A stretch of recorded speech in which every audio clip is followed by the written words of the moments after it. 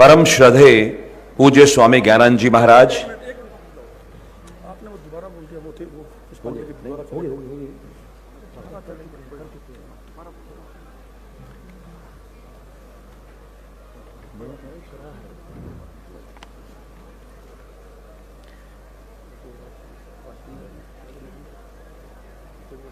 पवित्र ग्रंथ गीता को पुष्पांजलि। मैं परम श्रद्धे पूज्य स्वामी ज्ञानानंद जी महाराज, हरियाणा सरकार में वरिष्ठ मंत्री श्री अनिल विज और कुरुक्षेत्र के सांसद श्री नवीन जिंदल जी से आग्रह करूंगा कि आज सबसे पहले हम एक पवित्र ग्रंथ समर्पित करें आज के माननीय मुख्य अतिथि श्री राजनाथ सिंह जी को। गीता ग्रंथ जो है उन्हें समर्पित करके हम इस कार्यक्रम का शुभारंभ करेंगे।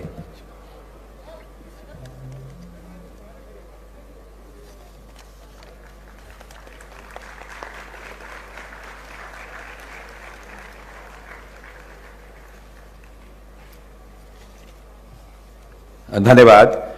और अब हम अपने अतिथियों का विधिवत रूप से स्वागत करेंगे। मैं कुरुक्षेत्र विश्वविद्यालय के माननीय कुलपति प्रोफेसर सोमनाथ सचदेवा जी और अंतर्राष्ट्रीय गीता मेला प्राधिकरण के सदस्य श्री प्रीतम जी से अनुरोध करूंगा कि वो एक स्मृति चिन्ह, एक पुष्पगुच्छ और एक शॉल से हमारे बीच में उपस्थित आज के कार्यक्रम के माननीय मुख्य अतिथि रक्षा मंत्री भारत सरकार श्री राजनाथ सिंह जी का अभिनंदन स्वागत करें। श्री प्रीतम सिंह जी से मेरा अनुरोध, आप भी इन्हें स्मृति चिन्ह। इसके पश्चात मेरा अनुरोध श्री पंकज सेतिया जी एवं श्री अशोक रोशा जी से। पंकज सेतिया जी जो सचिव हैं कुरुक्षेत्र विकास बोर्ड में, और श्री अशोक रोशा जी, सौरभ चौधरी जी से मेरा अनुरोध कि आप मंच पर आएं और गीता मनीषी स्वामी ज्ञानानंद जी महाराज को एक पुष्पगुच्छ स्मृति चिन्ह देकर उनको सम्मानित करें। मेरा अनुरोध श्री पंकज सेतिया जी, सचिव कुरुक्षेत्र विकास बोर्ड, एवं श्री सौरभ चौधरी, सदस्य अंतर्राष्ट्रीय गीता मेला प्राधिकरण, आपसे अनुरोध। मेरा अनुरोध श्री सुभाष सुधा जी और श्री डीडी शर्मा जी से आप भी मंच पर आए और हमारे बीच उपस्थित श्री अनिल विज जी जो हमारे मंत्री हैं हरियाणा सरकार में, उनका सम्मान आप एक पुष्पगुच्छ, एक शॉल और एक स्मृति चिन्ह से करें। मेरा अनुरोध हरियाणा सरकार के पूर्व मंत्री श्री सुभाष सुधा जी से और श्री डीडी शर्मा जी से कि आप मंच पर अग्रसर होकर हमारे बीच उपस्थित हरियाणा सरकार के वरिष्ठ मंत्री श्री अनिल विज जी का स्वागत करें। इसके पश्चात मेरा अनुरोध श्री राजेश शांडिल्य और श्री अल्केश मौदगिल जी से जो सदस्य हैं कुरुक्षेत्र विकास बोर्ड के, वो मंच पर आएं और हमारे बीच उपस्थित हरियाणा सरकार में मंत्री श्री कृष्ण बेदी जी को पुष्पगुच्छ, स्मृति चिन्ह और एक शॉल देकर सम्मानित करें। इसके पश्चात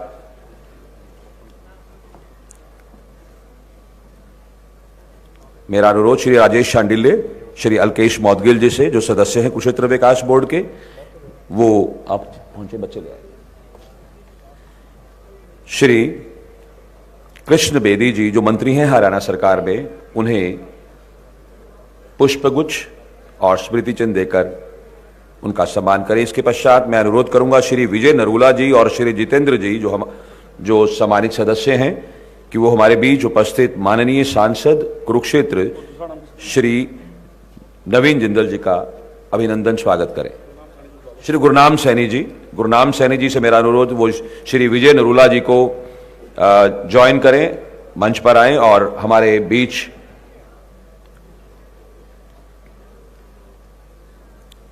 आए हुए हमारे अतिथि माननीय सांसद श्री नवीन जिंदल जी को स्मृति चिन्ह, पुष्पगुच्छ और एक शॉल भेंट करें। इसके बाद मैं आमंत्रित कर रहा हूं कुरुक्षेत्र विश्वविद्यालय के कुल सचिव लेफ्टिनेंट वीरेंद्र सिंह जी को कि वो मंच पर आएं और हमारे बीच उपस्थित माननीय सतीश जी,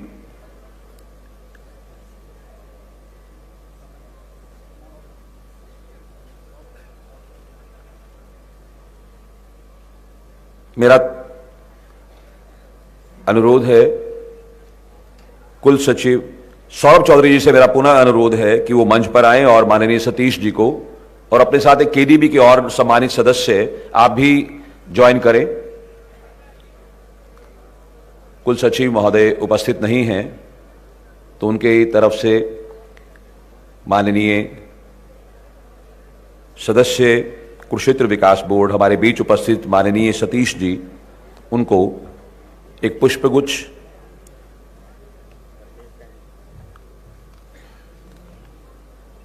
हरमेश सिंह जी आए हैं हमारे बीच, उनसे मेरा अनुरोध वो माननीय सतीश जी को एक पुष्पगुच्छ और शॉल भेंट करें। इसके बाद मेरा अनुरोध प्रोफेसर तजेंद्र शर्मा जी और प्रोफेसर विनीता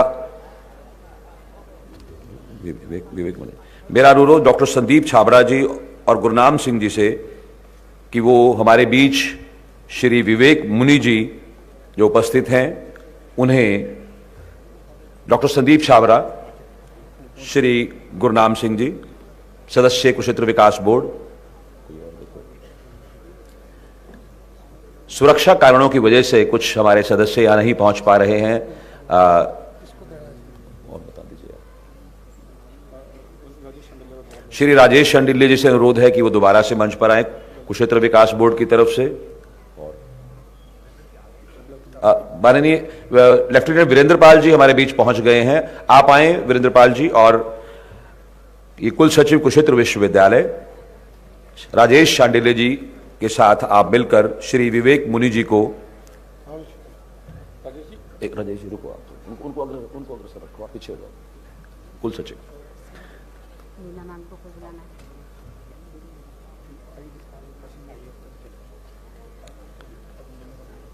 इसके बाद किसको करना सम्मानित? सतपाल जी हैं। मेरा अनुरोध श्री सरदार अवनीत वड़ैच जी और श्री हरमेश सिंह जी कि वो भाई सतपाल जी को कैप्टन परमजीत सिंह जी से मेरा अनुरोध, कैप्टन परमजीत जी से मेरा अनुरोध और साथ में हरमेश सिंह जी, आप दोनों सदस्य कुरुक्षेत्र विकास बोर्ड स्वागत करने के लिए मंच पर पहुंचे। हमारे बीच आए हुए भाई सतपाल जी, मौलाना का तो सुशील राणा जी और राकेश बेदी जी हैं। मेरा अनुरोध श्री पंकज सेतिया जी, सीईओ कुरुक्षेत्र विकास बोर्ड, आप मंच पर दोबारा से आपको मैं अनुरोध कर रहा हूं। रोशन बेदी जी नहीं है। अल्केश मौदगिल जी से मेरा पुनः अनुरोध, आप आए और हमारे बीच पहुंचे मौलाना काकोब जी जो हमारे बीच महान विभूति के रूप में आज हमारे इस मंच पर शोभनीय हैं। आप उनको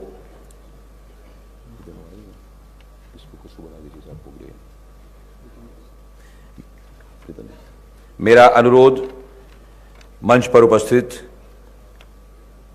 अंतर्राष्ट्रीय गीता मेला प्राधिकरण के माननीय सदस्य श्री प्रीतम सिंह जी से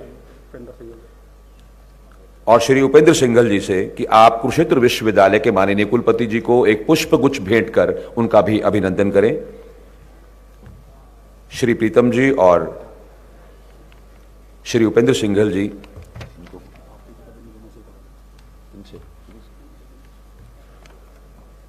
कुरुक्षेत्र विश्वविद्यालय के माननीय कुलपति जी को एक पुष्पगुच्छ भेंट करते हुए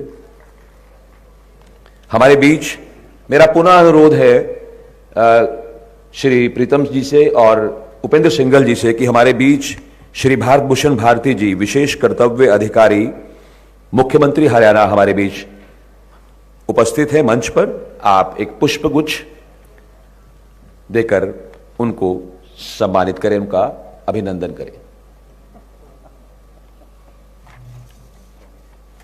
बहुत बहुत धन्यवाद। अब मैं कुरुक्षेत्र विश्वविद्यालय के माननीय कुलपति प्रोफेसर सोमनाथ सचदेवा जी से विनम्रता पूर्वक अनुरोध करता हूं वो मंच पर उपस्थित हों और आए हुए सभी अतिथियों का उद्घाटन संबोधन करें, स्वागत संबोधन करें। आप सबको सादर नमस्कार। श्रीमद् भगवद गीता की जन्मस्थली धर्म क्षेत्र कुरुक्षेत्र में कुरुक्षेत्र विश्वविद्यालय एवं कुरुक्षेत्र डेवलपमेंट बोर्ड द्वारा अंतर्राष्ट्रीय गीता महोत्सव के उपलक्ष्य में आयोजित इस अंतर्राष्ट्रीय गीता सम्मेलन में आप सभी महानुभावों का बहुत बहुत स्वागत एवं हार्दिक अभिनंदन। हमारे लिए यह अत्यंत गर्व और सम्मान का विषय है कि आज इस कार्यक्रम में भारत के माननीय रक्षा मंत्री श्री राजनाथ सिंह जी मुख्य अतिथि के रूप में हमारे बीच उपस्थित हैं। आप सदैव हमें प्रेरित करते हैं कि हमें अपने कर्तव्यों का निर्वहन बड़े मन, बड़ी सोच और पूर्ण निष्ठा के साथ करना चाहिए। आपके कुशल नेतृत्व में हाल ही में हमारे वीर सैनिकों ने ऑपरेशन सिंदूर के दौरान जिस तरह से दुश्मन को धूल चटाई और उसके आतंकी ठिकानों को तहस नहस किया, वो पूरे देश को गौरवमयी करने वाला रहा है। माननीय मंत्री जी, आपका कुरुक्षेत्र विश्वविद्यालय में पहुंचने पर हार्दिक स्वागत एवं अभिनंदन। परम पूजनीय गीता मनीषी स्वामी ज्ञानानंद जी महाराज, जिनके सतत और सार्थक प्रयासों से आज श्रीमद् भगवद गीता का प्रचार प्रसार पूरे विश्व में हो रहा है, आपको सादर चरण वंदन एवं हार्दिक स्वागत एवं अभिनंदन। साथ ही हरियाणा सरकार के वरिष्ठ मंत्री श्री अनिल विज जी, माननीय परिवहन मंत्री हरियाणा सरकार हमारे बीच में है, आपका बहुत बहुत स्वागत एवं अभिनंदन। श्री कृष्ण बेदी जी, माननीय सामाजिक न्याय मंत्री हरियाणा सरकार, हमें फख्र है आप हमारी यूनिवर्सिटी के एलुमनस भी रहे हैं, हमारे बीच में है, आपका बहुत बहुत स्वागत एवं हार्दिक अभिनंदन।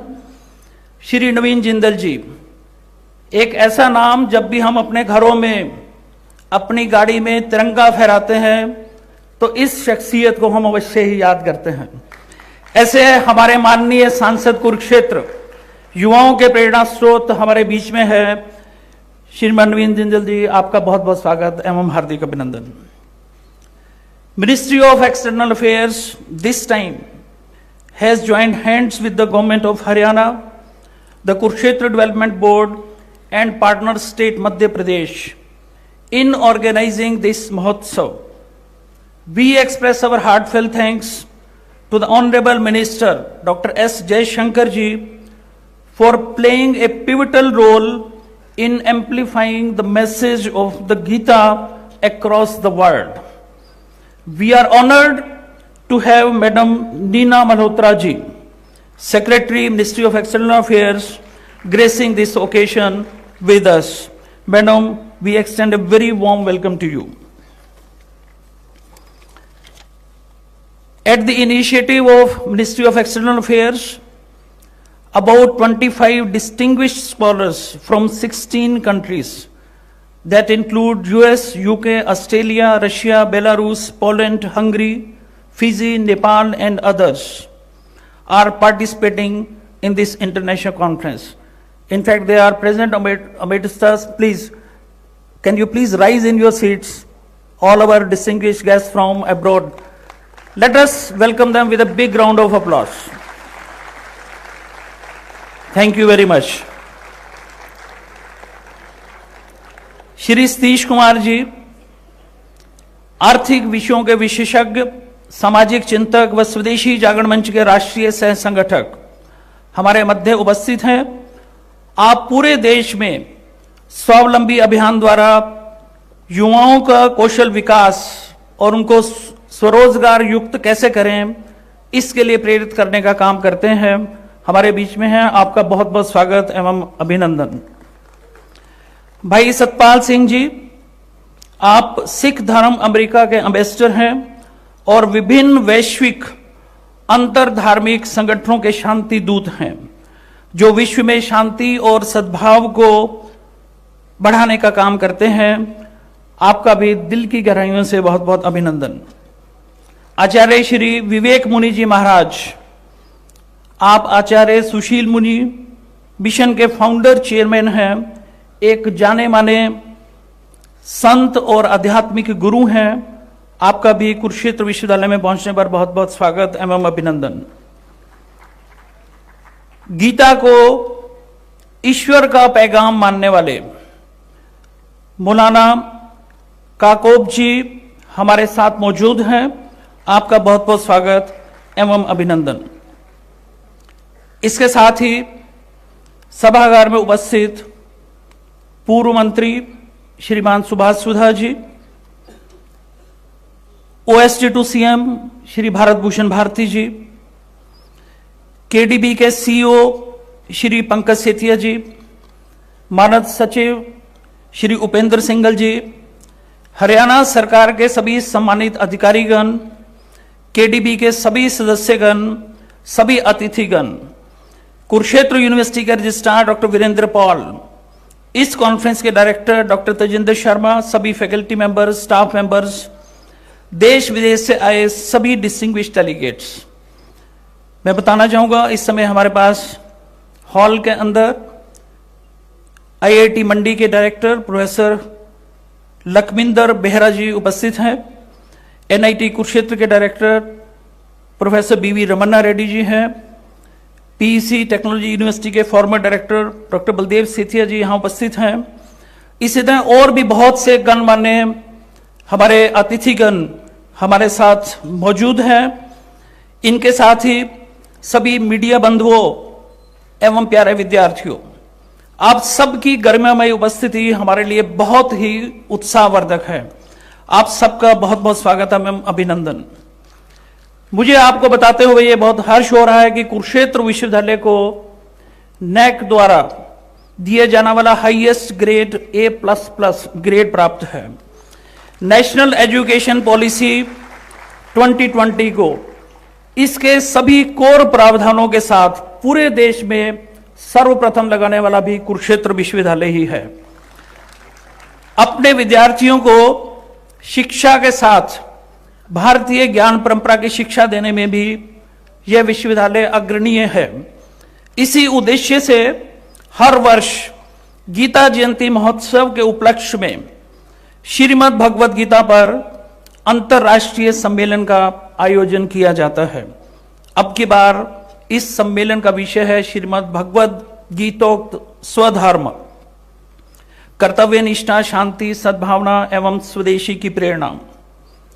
श्रीमद् भगवद गीता में स्वधर्म, कर्तव्य निष्ठा, शांति, सद्भाव और स्वदेशी भाव का मूल आधार लोक संग्रह को बताया गया है, अर्थात समाज और राष्ट्र कल्याण हेतु अपने कर्तव्य कर्मों को करना। गीता का संदेश है कि निस्वार्थ कर्म और स्वधर्म का पालन ही वास्तविक शांति और समरसता का मार्ग है। इस सम्मेलन में विभिन्न देशों के विद्वानों के साथ हमारे देश के चिंतक अगले 3 दिन तक 13 सत्रों में और 5 प्लेनरी सेशंस के माध्यम से इस अत्यंत महत्वपूर्ण विषय पर गहन मंथन करेंगे। मुझे पूर्ण विश्वास है कि यह सम्मेलन न केवल सार्थक होगा बल्कि भविष्य के विचार विमर्श के लिए भी नई दिशाएं प्रदान करेगा। अंत में मैं पुनः आप सभी महानुभावों एवं अतिथियों का हृदय से स्वागत एवं अभिनंदन करता हूं। जय हिंद, जय भारत। बहुत बहुत धन्यवाद। और अब मैं हमारे इस सम्मेलन की प्रस्तावना के लिए हमारे बीच उपस्थित माननीय सतीश जी से अनुरोध करूंगा कि वो आप मंच पर आएं और आज के इस सम्मेलन की प्रस्तावना प्रस्तुत करें। माननीय सतीश जी। बहुत बहुत धन्यवाद। बहुत ही सम्माननीय गीता मनीषी स्वामी ज्ञानानंद जी महाराज, हमारे देश के रक्षा मंत्री जिन्होंने सफलतापूर्वक अभी अभी ऑपरेशन सिंदूर में देश का शौर्य प्रकट करवाया है, ऐसे श्री राजनाथ सिंह जी और बाकी सम्माननीय हमारे मंत्रीगण, हमारे सांसद, हमारी विदेश सचिव और अन्य हमारे जो अभ्यागत आए हुए हैं, सबके नाम नहीं दोहराता हूं, अभी अभी प्रोफेसर सोमनाथ जी ने नाम दोहराए हैं। आज हम 10वें इस गीता महोत्सव के अंतर्राष्ट्रीय सम्मेलन में उपस्थित हैं और इसमें देश विदेश से आए हुए और यहां से भी हर बार आ रहे प्रतिनिधियों का बहुत बहुत अभिनंदन, बहुत बहुत स्वागत। श्रीमद् भगवत गीता का इस प्रस्तावना में जो विषय दिया है सामने ही वहां पर लिखा है, स्वधर्म, कर्तव्य निष्ठा, शांति, सद्भावना एवं स्वदेशी की प्रेरणा। ये जो स्वदेशी की प्रेरणा, कर्तव्य निष्ठा, शांति, इसके सूत्र गीता में मिलते हैं, उससे पहले भी हैं। गीता, श्रीमद् भगवत गीता के 3 अध्याय का 35वां श्लोक का उत्तरार्ध है, स्वधर्मे निधनम श्रेया पर धर्मो भयावह। अपने धर्म में, अपने कर्तव्य में यह जीना श्रेयस्कर है, इसमें निधन होना श्रेयस्कर है। पर धर्म में जीना भी भयावह है, विनाश का कारण है। और ये जो स्वधर्म में, स्वकर्तव्य में, उसी में, स्वदेश में, और उससे भी पहले रामायण काल में जिस समय लक्ष्मण आग्रह करते हैं कि श्री राम अब लंका विजय हो गई है, अब हमारे को कुछ दिन यहां विश्राम करना चाहिए, सोने की लंका है, विश्राम करने में क्या हर्ज है? तो मर्यादा पुरुषोत्तम राम बोलते हैं, अपि स्वर्णमयी लंका ना में लक्ष्मण रोचते, जननी जन्मभूमिश्च स्वर्गादपि गरीयसी। ये भले ही सोने की लंका होगी किंतु मुझे अच्छी नहीं लगती। क्यों? क्योंकि जननी और जन्मभूमि यह स्वर्ग से भी प्यारी होती है। स्व में जीना, स्व के बोध में जीना, यह उत्तम है। यह गीता का संदेश है, जिसको प्रचलित शब्द में स्वदेशी बोलते हैं। सामान्य उसमें आता है, शायद क्रय विक्रय से है कि स्वदेश में, अपने देश में बनी हुई चीजें खरीदना, विदेश में बनी हुई चीजें नहीं खरीदना, एक सामान्य अर्थ में लेते हैं। लेकिन स्वदेशी का व्यापक अर्थ है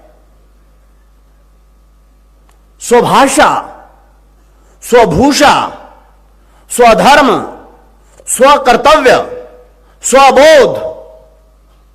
आपको स्थिर कौन करता है? जब आप स्व में स्थिर होते हैं। इसलिए स्वस्थ के लिए शब्द भी है स्वस्थ। जो स्व में स्थिर है वो स्वस्थ है, जो स्व में नहीं स्थिर रहता वो अस्वस्थ है। इसलिए भारत को स्व में स्थिर रहना है, स्वस्थ रहना है, तो स्वदेशी में आना है। श्रीमद् भगवत गीता में जब कृष्ण जी महाराज अर्जुन को कहते हैं क्या, तस्माद उत्तिष्ठ कौन्तेय युद्धाय कृत निश्चय, कि उठो पार्थ, तस्माद उत्तिष्ठ कौन्तेय, युद्धाय, युद्ध के लिए। 5000 वर्ष पूर्व युद्ध था यहां कुरुक्षेत्र में जो हुआ। आज का युद्ध क्या है? आज के समाज का कर्तव्य क्या है? अगर कृष्ण उस समय के समाज के प्रतिनिधि अर्जुन को बोल रहे हैं, तो आज का कर्तव्य क्या है? भारत को परम वैभव की यात्रा के मार्ग पर डालना, भारत को विश्व नेतृत्व पर के मार्ग पर डालना, भारत को विश्व सद्भावना और शांति के मार्ग पर डालना, उसके लिए स्वदेशी के विचार, स्वधर्म के विचार, या जो गीता के 35वें श्लोक में आया है, तीसरे अध्याय के 35वें श्लोक में आया है, उसको आधार बनाना जी। और इसलिए हमारे को जब हम कहते हैं स्वधर्म और स्वदेशी, तो उसकी व्यापक परिभाषा को करना आज के इस उसका विषय भी वही है। हम राम सिंह कुका से लेकर बंकिम चंद्र चटर्जी तक, विनोबा भावे और दीनदयाल जी से लेकर दत्तोपंत ठेंगड़ी तक इस स्वदेशी स्वभाव स्वबोध के विचार पर चलते आए हैं। इसको आज के उसमें बढ़ाना, इसलिए हमने इस बार की जो ये जो गीता का अपना ये जो अंतर्राष्ट्रीय सम्मेलन है, उसका मूल विषय भी रखा है।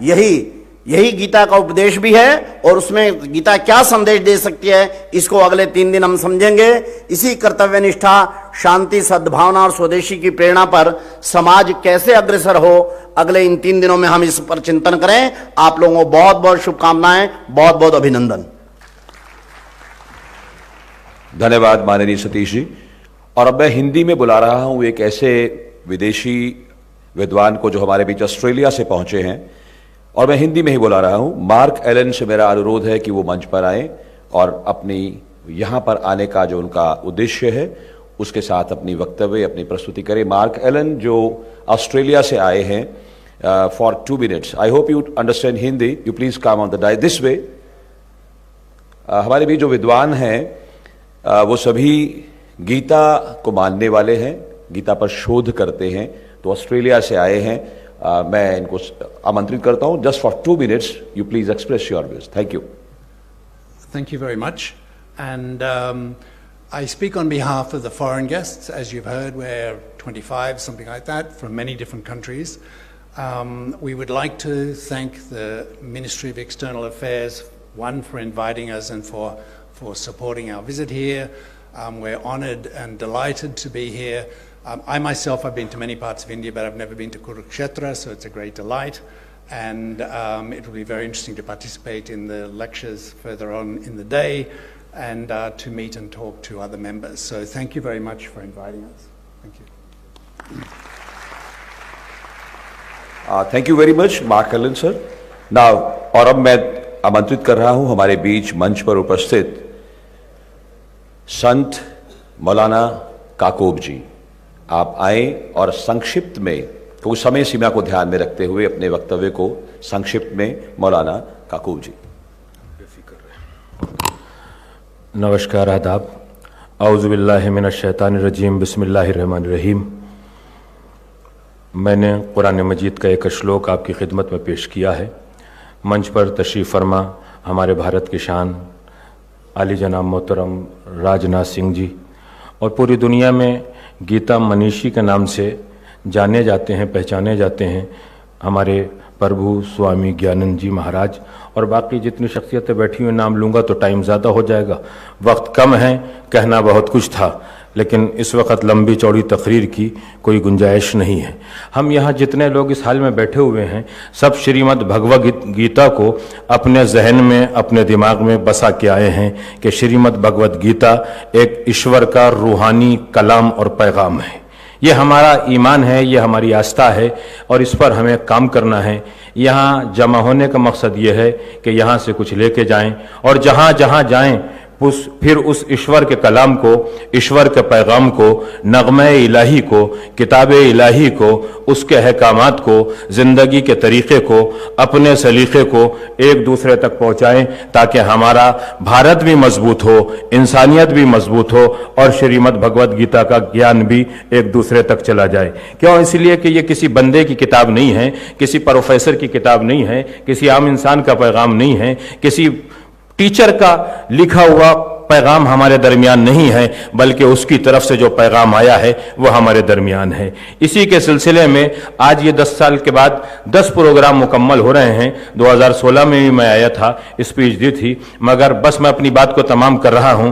स्वामी ज्ञानंद जी महाराज ने एक बहुत अच्छी पहल की है, जिसके लिए हम इस बोर्ड को भी मुबारकबाद देते हैं, इस यूनिवर्सिटी को भी मुबारकबाद देते हैं, इस प्रदेश को भी मुबारकबाद देते हैं कि 2016 में जो स्पीच मैंने स्वामी जी यहां से की थी वो उसी वक्त पूरी दुनिया में शाये हो गई थी, चली गई थी। लोगों ने बहुत सवाल किए, बहुत बातें हुई कि ये गीता क्या है, गीता किसे कहते हैं। तो अभी जमाने को यह नहीं पता था गीता वो है कि जो जमाने को चलाती है, गीता वो है जो इंसानियत को चलाती है, गीता वो है जो मुल्कों को चलाती है। हमारे भारत के मुल्क के अंदर गीता नहीं रह सकती है, इसलिए कि जब मुल्क नहीं थे तब भी गीता थी, जब ये सरहदें नहीं थी तब भी गीता थी, जब मॉनेस्टरियां नहीं थी तब भी गीता थी, जब हम नहीं थे तब भी गीता थी, जब हम ना रहेंगे तब भी गीता होगी। इसलिए कि इसकी हिफाजत के लिए परवरदिगार आलम ने, खुदा ने, मालिक ने, खालिक ने, कायनात ने ऐसी शख्सियत को भेजा था जिसे हम भगवान श्री कृष्ण कहते हैं, और उनके साथ श्री अर्जुन जी को मुअय्यन किया था। मैंने अपनी बात को तमाम किया। 1 दिसंबर 11 बजे पहला श्लोक श्रीमद् भगवद गीता का, 1 दिसंबर 11 बजे पहला श्लोक, पहले अध्याय, 9वां अध्याय 22वां श्लोक, 18वां अध्याय 78वां श्लोक। इन तीनों श्लोकों को, तीनों अध्याय से, भगवद गीता से अगर उस दिन आप तिलावत करके, पाठ करके अपनी जिंदगी में उतार लेंगे तो आपको पता चल जाएगा कि इस श्रीमद् भगवद गीता की ताकत क्या है और श्री कृष्ण जी और अर्जुन जी की शान क्या होती है। बस एक श्लोक के बारे में आपको बताता हूं, जो मैंने अपने अंदर बहुत से उलमा, बहुत से बुद्धिजीवी, बहुत से पढ़े लिखे अफराद, बहुत से जानकार शख्सियतों के जरिए से बैठने के बाद 22वां श्लोक 9वां अध्याय, खुद वो कहता है कि मुझे मानकर मेरी जब इबादत करो तो सिर्फ मैं तुम्हारे दिल में हूं, कोई दूसरा तुम्हारे दिल में ना हो। लेकिन जब तुम मेरी पूजा करोगे, मेरी इबादत करोगे, तो मेरी जिम्मेदारी है कि मैं तुम्हें इतना दूंगा कि दुनिया अगर छीनना भी चाहेगी तो नहीं छीन सकती है। यही वजह है कि जब हमारा मुल्क सर बुलंद होता है तो कभी श्रीमद् भगवद गीता के जरिए से बुलंद होता है, कभी वेदों के जरिए से बुलंद होता है, कभी पुराणों के जरिए से बुलंद होता है, कभी इल्म के जरिए से बुलंद होता है। बस एक जयकारा आपकी खिदमत में लगवाना चाहता हूं ताकि दुनिया को मैसेज चला जाए कि हम इन्हीं के जरिए से जिंदा भी हैं और इन्हीं के जरिए से दुनिया से चले भी जाते हैं। श्रीमद् भगवद गीता जिंदाबाद, श्रीमद् भगवद गीता, श्रीमद् भगवद गीता। एक मुसलमान की जबान से नारा है, मैं कुछ ले दे के नहीं करता हूं ये काम, समझे।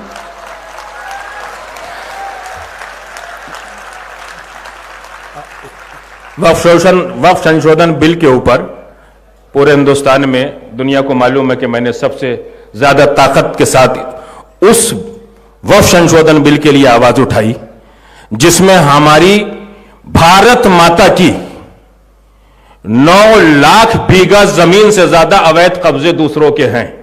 ये मैंने आवाज उठाई थी। तो वो किसकी है? भारत माता की। वो किसकी है? भगवद गीता की। वो किसकी है? इस मुल्क की। तो हमें जयकारा ऐसा लगाना चाहिए जैसा हमारा मुल्क बराबर के मुल्क को आवाज नहीं देता है बल्कि जवाब देता है। तो हमें न जयकारा कैसे लगाएं ताकि पड़ोसी मुल्कों को पता चल जाए कहीं भारत माता के बेटे बैठे हुए हैं। श्रीमद् भगवद गीता, श्रीमद् भगवद गीता, श्री कृष्ण जी, श्री अर्जुन जी, दोनों हाथों को उठा के भारत माता की, भारत माता की, भारत माता की। खुदा हाफिज। मुझे लगता है यह आवाज बहुत दूर तक जाएगी, सारे विश्व में जाएगी। बहुत अच्छा वक्तव्य। और मैं आमंत्रित कर रहा हूं हमारे बीच जैन समाज से श्री विवेक मुनि जी, वो अपना वक्तव्य प्रस्तुत करें। श्री विवेक मुनि जी।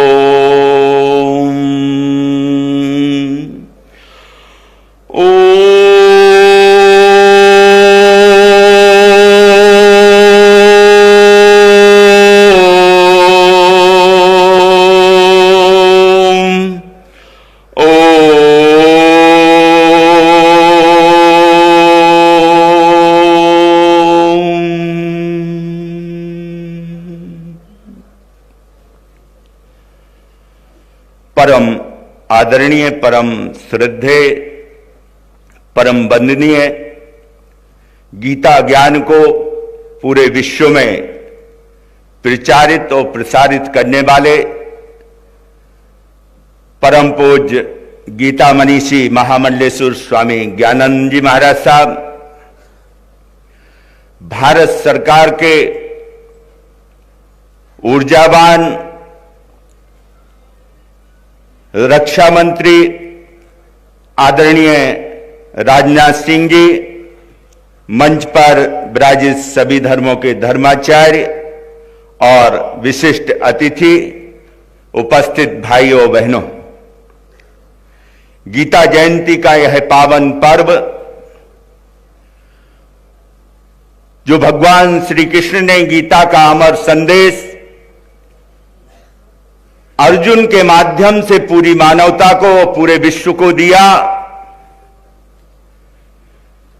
जिस प्रकार से अर्जुन विषाद में जाता है और अपने कर्म से, अपने धर्म से, अपने कर्तव्य से विमुख होना चाहता है,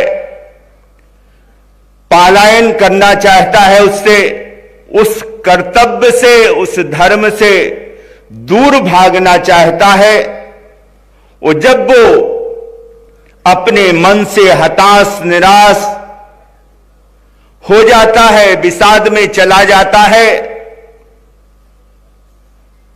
तो उसे भगवान श्री कृष्ण ने अपनी उस अमृत वाणी के द्वारा गीता का वह संदेश देकर के उस व्यक्ति को, उस सखा को, उस मित्र को उससे बाहर निकाला। गीता का संदेश प्रत्येक व्यक्ति के लिए है, जो भी विषाद में जाता है, हताशा में, निराशा में, जो भी उसके मन की उलझनें हैं, उन उलझनों का वह समाधान देता है, उन उलझनों से उसे वो बाहर निकालता है। इसलिए गीता हमारे जीवन में हमें चिंताओं से, विषाद से मुक्त करती है और हमारे अंदर एक अदम्य साहस, एक आत्मबल पैदा करती है। और जब हम अपने धर्म को, अपने कर्म को, कर्तव्य को पूरी निष्ठा के साथ में, पूरी लगन के साथ में, और भगवान श्री कृष्ण का वह गीता संदेश उसे आत्मसात करके जब आगे बढ़ते हैं, तो हमारी विजय होती है, हमें सफलता प्राप्त होती है। हमारा भारत देश भी उसी संदेश को, उसी आत्मबल को लेकर के आज आत्मनिर्भर भारत होते हुए स्वदेशी का जागरण और स्वदेशी का पालन करते हुए आगे बढ़ रहा है। हमारे कर्मठ, कर्मयोगी, यशस्वी, ऊर्जावान प्रधानमंत्री जी आदरणीय श्री नरेंद्र भाई मोदी जी के नेतृत्व में जिस हमारी सनातन हिंदू संस्कृति का एक पुनः उत्थान हो रहा है, जिसकी आज पूरे विश्व को आवश्यकता है। गीता का संदेश सुखी जीवन का संदेश है। किसी के, स्वामी जी के भी उसमें शब्द हैं कि सुखी जीवन का सुख द्वार है गीता, सुखी जीवन का सुख द्वार है गीता, समता, समरसता संस्कारों का सार है गीता, विश्व बंधुत्व का दृढ़ आधार है गीता, विश्व बंधुत्व का दृढ़ आधार है गीता, न्याय का भी आधार है गीता, और ब्रह्म से साक्षात्कार है गीता, ब्रह्म से साक्षात्कार है गीता। गीता का वह अमर संदेश व्यक्ति को संपूर्ण विकास की ओर ले जाता है, संपूर्ण उत्थान की ओर ले जाता है। हम इसे अपने जीवन में आत्मसात करें और सभी समस्याओं से मुक्ति पाकर के हम परम पद, उस मोक्ष को प्राप्त कर सकते हैं, तो हम उसे आत्मसात करते हुए आगे बढ़े। इन्हीं मंगल भावों और विचारों के साथ में ओम शांति, ओम शांति। बोलो भगवान श्री कृष्ण भगवान की जय। धन्यवाद। We are having among us Mr. Ian Martinez, Investment and Trade Commissioner for India and Gulf from Western Australia. You are requested to please join in the first row. You are somewhere sitting in the crowd. You are requested to please come forward and sit in the first row. Thank you very much, sir. तो अब मैं आमंत्रित कर रहा हूं भाई सतपाल जी, बड़े आदर और सम्मान के साथ हमारे सिख समाज से अमेरिका से स्पेशल यहां पहुंचे हैं इस सम्मेलन के लिए। मेरा उनसे अनुरोध कि आप आए और अपना संबोधन, अपना वक्तव्य प्रस्तुत करें।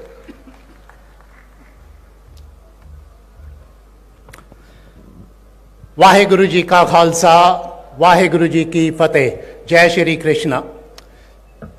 हमारे प्रिय, बहुत ही आदरणीय महामंडलेश्वर गीता मनीषी महाराज ज्ञानानंद जी, भारत के रक्षा मंत्री आदरणीय श्री राजनाथ सिंह जी, मंच पे विराजमान सभी संतगण, अतिथिगण और उपस्थित मेरे भाइयों और बहनों, मुझे आज अत्यंत खुशी और मान महसूस हो रहा है जिस पावन धरती से भगवान कृष्ण का गीता का उपदेश, गीता का संदेश जिस पावन धरती से दिया गया, आज मुझे भी, मेरा सौभाग्य है, मुझे भी यहाँ भाग लेने में खुशी महसूस हो रही है।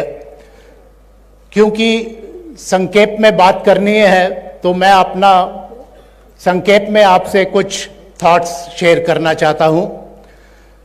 जब गीता की रचना हो रही थी तो भगवान कृष्ण एक ही श्लोक में अर्जुना को कह सकते थे, भाई मेरा तुम्हारे ये संदेश है, युद्ध कर। 700 श्लोक लिखने की, बोलने की क्या जरूरत थी? क्योंकि भगवान कृष्ण ने समझा कि जो दुविधा है अर्जुना की, उसको दुविधा में डालने की जरूरत है। क्योंकि अगर वो नहीं डालते तो आज जो गीता का संदेश है, जो गीता का ज्ञान है, वो मानवता को नहीं मिलता। दूसरा कारण, जब अर्जुन दुविधा में थे तो दुविधा से अर्जुना को निकालने के लिए जो ज्ञान भगवान कृष्ण ने दिया, उससे जो दृढ़ता आती है, जो इंसान परेशानियों का सामना करे वो दृढ़ होता है। सो दूसरा ये कारण था। 574 श्लोक भगवान कृष्ण के हैं, 41 जो है संजय के हैं, 84 श्लोक अर्जुना के हैं और केवल एक श्लोक जिससे गीता शुरू होती है धृतराष्ट्र का। मैं समझता हूं ये 700 श्लोक जैसे 700 विटामिन है, एक भी श्लोक के साथ आप जुड़ जाइए तो आज हमारे जीवन में संतुष्टि आ सकती है। गीता जो है ये पूरे मानवता के समस्या का समाधान है। 18 अध्याय, 700 श्लोक, हर सब्जेक्ट, हर विषय के ऊपर आपको गीता में जो भी आपकी समस्या है उसका समाधान आपको मिलेगा। जब कृष्ण ये उपदेश दे रहे थे अर्जुना को, तो मन में जो अर्जुना के जो दुविधा थी वो तो शंका दुविधा सारी क्लियर हुई, जो सारा कुछ उसको मालूम पड़ा। बट जो आज 5000 साल से ऊपर जितने प्राणी आज गीता का ज्ञान लेके अपनी जिंदगियां में संतुष्टि ला रहे हैं, ये आज गीता का महत्व है। बंधुओं, जो हिंदुस्तान की संसार को देन है वो लाखों करोड़ों डॉलर नहीं है, आईटी नहीं है, जो व्यापार है वो नहीं है। आज जो असल में जो देन है भारत की, पूरे मानवता को, पूरे संसार को, वो असल में गीता की है। गीता जो है सभी प्राणियों के लिए है, केवल सनातन धर्म या किसी एक जाति का नहीं है, पूरी मानवता, पूरी ह्यूमैनिटी के लिए है। Friends, today when we see around the world, there are religious conflicts in the world. Most of these conflicts are due to religion. That my religion is better than yours, my God is stronger than yours, and this debate keeps on going. But when we look at creation, we forget that all creation emanates from that one universal creator that we call God in various different names, in various different ways. But God is one and one universal God. ये हमारा गुरु ग्रंथ साहब जी का भी message है, एक ओंकार, जो God है वो एक है। गीता का जो संदेश है, हमारे यूएस में जो हमारी संस्था है, महाराज जी उससे जानू हैं, उनको मालूम है। हमारे पास बहुत इंटरनेशनल जो योग करते हैं, कुंडलिनी योग, उनमें से भी बहुत लोग गीता से जुड़े हैं। हम कोशिश करते हैं कि हम अपना जो भी उनको हम कोर्सेज पढ़ाते हैं, हमारी कॉलेज हैं, यूनिवर्सिटी हैं, हमारी संस्था में हम कोशिश करते हैं कि सभी धर्मों के बारे में सबको बताया जाए, क्योंकि जैसे हमारे गुरु नानक देव जी कह गए थे और गुरु गोविंद सिंह का भी ये फरमान है कि एक पिता एकच के हम बारक, एक ही ह्यूमैनिटी है, there is one God, one humanity, although we come from different backgrounds, we have different languages, we have different foods, we have different clothes, but after all we are all children of the same God. और यही message है गीता का भी। गीता को जब मैंने जो गीता का जितना अध्ययन किया है और जो मुझे मार्गदर्शन मिला है, मैं आपको अपने पर्सनल एक्सपीरियंस से बता सकता हूं कि जो गीता में लिखा है, अगर हम उससे जुड़ें, आज हमारे में संतुष्टि भी आएगी, हमारे में जो स्थिर अवस्था है वो भी आएगी। क्योंकि आज जो हमें गीता का जो मैसेज जो है, और इसको मुझे भी पर्ची आई है, मैं अपना एक आधे मिनट में ख़त्म करना चाहता हूँ। मैं आपको, गीता मनीषी जी को, आपको ये आश्वासन दिलाता हूँ कि हमारे यूएस में हमारे जितने मेंबर पूरे वर्ल्ड में हैं, सिख धर्म के मेंबर जो योग भी करते हैं, सिखी से भी जुड़े हैं, हम भी आपके साथ हैं। जियो के माध्यम से जहाँ जहाँ पे भी गीता का संदेश, गीता का मैसेज पहुँचाना है, हम सब आपके साथ हैं। और आज जो गीता का सबसे बड़ा जो संदेश है वो है डी अटैचमेंट, मोह से प्यार नहीं करना। क्योंकि आज अगर हम देखें दुनिया में पदार्थों की तरफ हमारी दौड़ है, और वो पदार्थ जब मिल जाते हैं तो हमारी कामनाएं और पदार्थों की तरफ चली जाती है। तो जितने पदार्थ, जितना मोह अधिक होगा, उतने ही हमारे कष्ट भी अधिक होंगे। सो मैं बहुत आभारी हूँ, बहुत धन्यवाद करता हूँ अपने महाराज जी का, आप सबका, जिन्होंने मुझे भी यहाँ पे बुलाया। मेरा भी ये सौभाग्य है कि मुझे भी यहाँ से कृष्ण जी के गीता के बारे में कुछ लेके जाना है, कुछ सीख के जाना है। मैं तहे दिल से महाराज जी का, वाइस चांसलर जी का, इस यूनिवर्सिटी का और आप सबका अभिनंदन भी करता हूं और आप सबका धन्यवाद भी करता हूं। जय श्री कृष्णा। वाहिगुरु जी का खालसा, वाहिगुरु जी की फतेह। बहुत बहुत धन्यवाद। और इस अंतर्राष्ट्रीय गीता सम्मेलन के उपलक्ष्य में एक संयोजिका, एक स्मारिका और एक शोध पत्रिका भी निकाली गई है, जिसमें सभी जितने भी शोध हमें पत्र आए थे उनको संकलित किया गया है।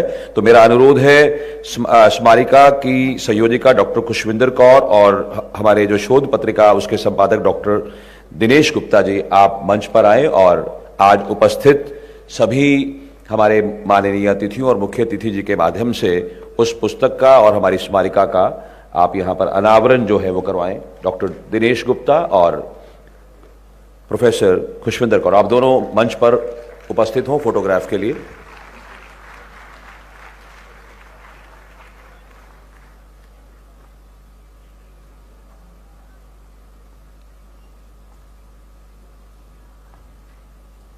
धन्यवाद। हमारे बीच थोड़ा देरी जरूर हुई उनको आने में, लेकिन वो पहुंची हैं। एक बहुत ही इंपॉर्टेंट गेस्ट हमारे इससे पहले कि उनको मैं बुलाऊं वो मंच पर आए, हम आपका सम्मान करना चाहेंगे। मैं कुरुक्षेत्र विश्वविद्यालय के माननीय कुलपति जी से अनुरोध करूंगा कि हमारे बीच पहुंची विदेश सचिव भारत सरकार मंत्रालय से डॉक्टर नीना मल्होत्रा जी का पुष्पगुच्छ स्मृति चिन्ह देकर उनका स्वागत करें।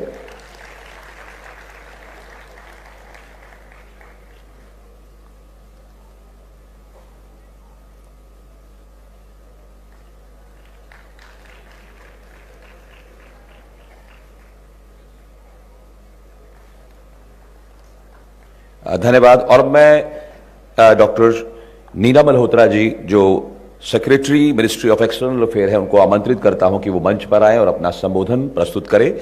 समय अवधि के लिए मैं आपको भी करबद्ध अनुरोध करता हूं, समय का ध्यान रखें। Thank you. धन्यवाद।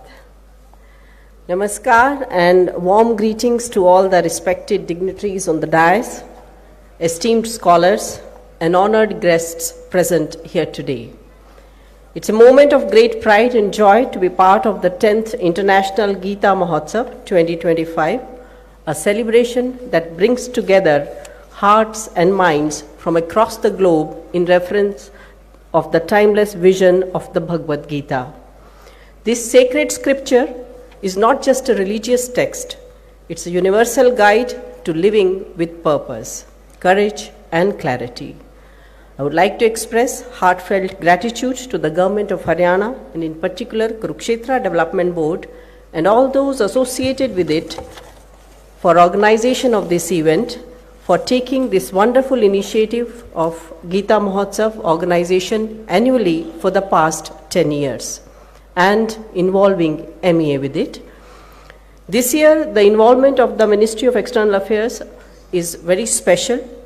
Today, I wish to especially highlight and applaud the extraordinary leadership and vision of our Minister of External Affairs, Dr. Jaishankar, in elevating this Mahotsav to a truly global platform. The MEA has not only supported but spearheaded the internationalization of this sacred event with unmatched dedication and scale.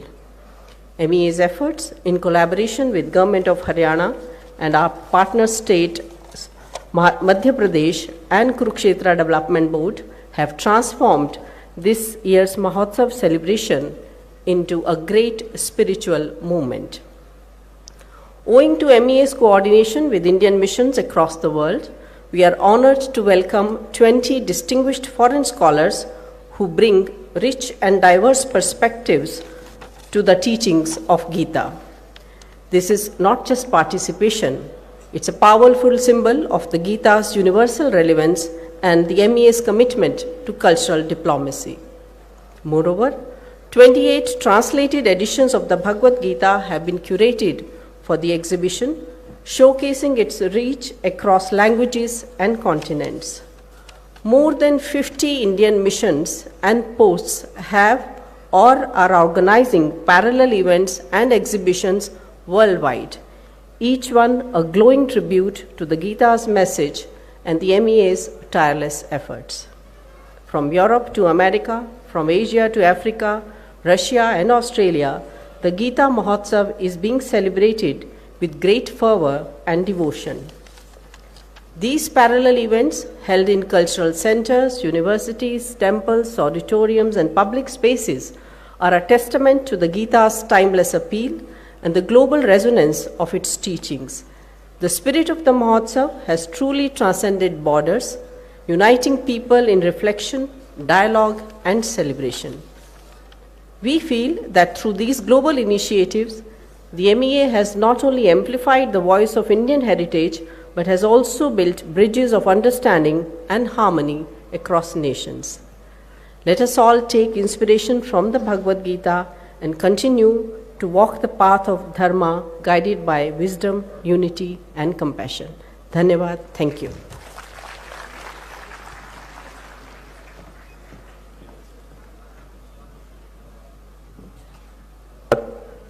हमारे बीच उपस्थित हैं मंच पर आज हरियाणा सरकार के वरिष्ठ मंत्री श्री अनिल विज जी। उससे पहले मैं आमंत्रित करूंगा श्री नवीन जिंदल जी। नवीन जिंदल जी से मेरा अनुरोध, हमारे माननीय सांसद, आप अपना वक्तव्य प्रस्तुत करें। धन्यवाद। सर्वप्रथम मैं कुरुक्षेत्र की पावन धरा पर श्रीमद् भगवत गीता को नमन करता हूं। इस अवसर पर विश्व के धर्म क्षेत्र और मेरे कर्म क्षेत्र कुरुक्षेत्र में हमारे यशस्वी रक्षा मंत्री श्री राजनाथ सिंह जी का कुरुक्षेत्र संसदीय क्षेत्र की जनता की ओर से मैं हार्दिक स्वागत करता हूं, अभिनंदन करता हूं। मैं मंच पर विराजमान पूजनीय गीता मनीषी स्वामी ज्ञानानंद जी महाराज, माननीय मंत्री श्री अनिल विज जी, माननीय मंत्री श्री कृष्ण कुमार बेदी जी, पूजनीय श्री विवेक मुनि जी, माननीय सतीश कुमार जी, डॉक्टर नीना मल्होत्रा जी, भाई सतपाल जी, मौलाना काकौब जी, जिन्होंने बहुत ही खूबसूरत ढंग से अपनी बात को कहा और हम सभी को प्रेरित किया। पूर्व मंत्री माननीय सुभाष सुधा जी, कुरुक्षेत्र यूनिवर्सिटी के कुलपति Somnath Sachdeva ji, registrar Virender Pal ji, all are foreign guests and dignitaries, सभी यहां पर उपस्थित पूजनीय संत समाज, भाजपा के सम्मानित नेताओं, कर्मठ कार्यकर्ताओं, नौजवान साथियों, रिसर्च स्कॉलर्स, पत्रकार छायाकर बंधुओं, आप सभी का मैं यहां पर दिल की गहराइयों से स्वागत करता हूं, अभिनंदन करता हूं। आदरणीय रक्षा मंत्री जी, आपने लंबे समय तक भाजपा के राष्ट्रीय अध्यक्ष के रूप में पार्टी को मजबूत किया। उत्तर प्रदेश के मुख्यमंत्री के रूप में आपने उत्तर प्रदेश में चौमुखा विकास किया। आपने केंद्रीय रक्षा मंत्री के रूप में देश की सैन्य व्यवस्था को मजबूत किया और आज हर नागरिक अपने आप को सुरक्षित महसूस करता है। आपने सेनाओं के आधुनिकीकरण पर बहुत ध्यान दिया, जिससे हमारे सैनिकों का मनोबल बढ़ा है। और सबसे बड़ी बात है कि उच्च पदों पर रहकर भी आपकी सादगी और विनम्रता हम सबके लिए प्रेरणादायी है। आज गीता सेमिनार में आपकी ओजस्वी वाणी से हम सभी के अंदर एक नई ऊर्जा का संचार होगा। मैं माननीय रक्षा मंत्री जी को बताना चाहता हूं कि हरियाणा के लोग भी आपको बहुत प्यार करते हैं। आज जिस पावन धरा पर गीता सेमिनार का आयोजन हो रहा है, यह वही धरा है जहां अर्जुन के अंतर्द्वंद को समाप्त कर भगवान श्री कृष्ण ने पूरे मानव समाज को दिशा दी। यह सेमिनार गीता के संदेश को विश्व भर में पहुंचाने का एक अत्यंत महत्वपूर्ण प्रयास है। भगवान श्री कृष्ण ने गीता में कर्म योग का संदेश दिया। संत समाज, विद्वानों और शोधकर्ताओं के इस संगम में 3 दिनों तक गीता के संदेश पर मंथन होगा।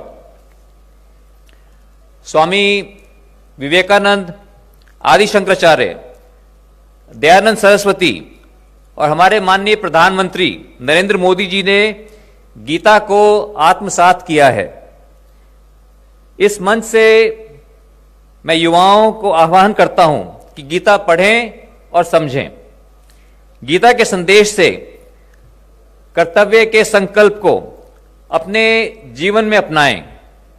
आइए हम सब मिलकर गीता के संदेश को आत्मसात करें और विकसित भारत के अपने सपने को साकार करें। धन्यवाद। जय हिंद। धन्यवाद माननीय सांसद महोदय। और अब मैं हरियाणा सरकार में वरिष्ठ मंत्री श्री अनिल विज जी से आग्रह करूंगा कि वो भी इस अवसर पर अपना संबोधन जो है वो प्रस्तुत करें। माननीय मंत्री हरियाणा सरकार श्री अनिल विज जी।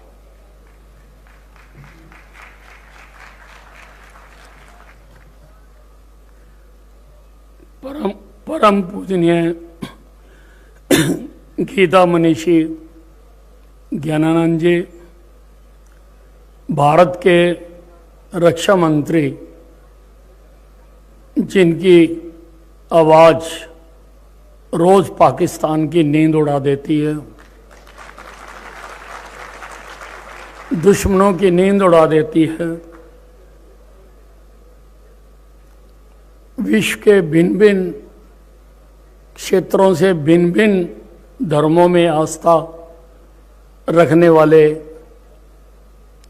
आए महापुरुष, मंच पर उपस्थित सभी सम्मानित सदस्य,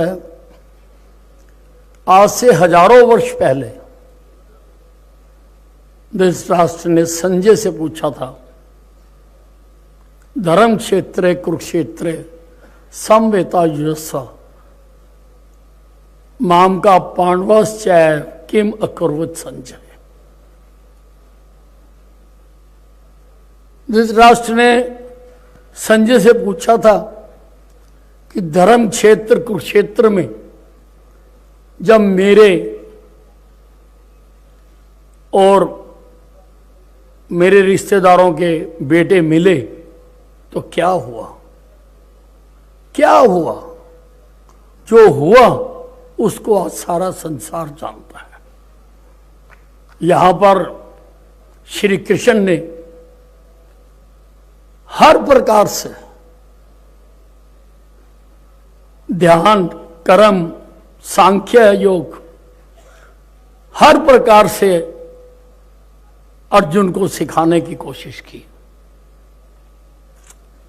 कर्म योग के बारे में बताया कि कर्म योग निस्वार्थ रूप से किया गया काम ही असली काम होता है।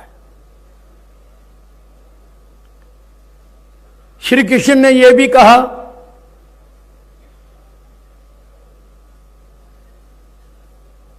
कि तू सब धर्म छोड़ और ले मेरी राह, तू मांगा के दामन में मेरे पनाह, तेरे सब दुख दूर कर दूंगा मैं, ना गमगी हो मसरूर कर दूंगा मैं। अनेकों तरह से समझाया, अनेकों तरह से बताया, लेकिन जब श्री कृष्ण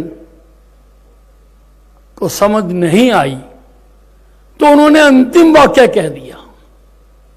अंतिम वाक्य कह दिया कि तू सब कुछ छोड़, तू छोड़ सारे धर्म, तू छोड़ सारा ज्ञान, तू छोड़ सारी बातें, तू मेरे नतमस्तक हो, मेरे नतमस्तक हो, तेरे सारे दुख मैं दूर करूंगा।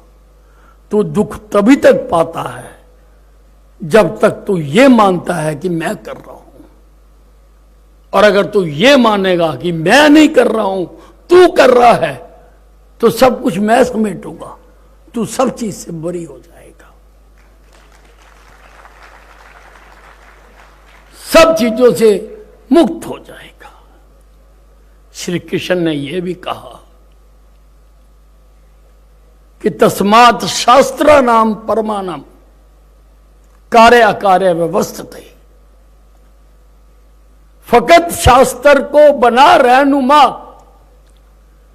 फकत शास्त्र को बना रहनुमा, तुझे करना है क्या और ना करना है क्या। जिंदगी के किसी भी मोड़ पर अगर ऐसी उलझन आ जाए कि इधर जाऊं या उधर जाऊं, ये रास्ता ठीक है या वो रास्ता ठीक है, इसकी बात ठीक है या इसकी बात ठीक है, तो शास्त्र को रहनुमा बना। किस शास्त्र को रहनुमा बना?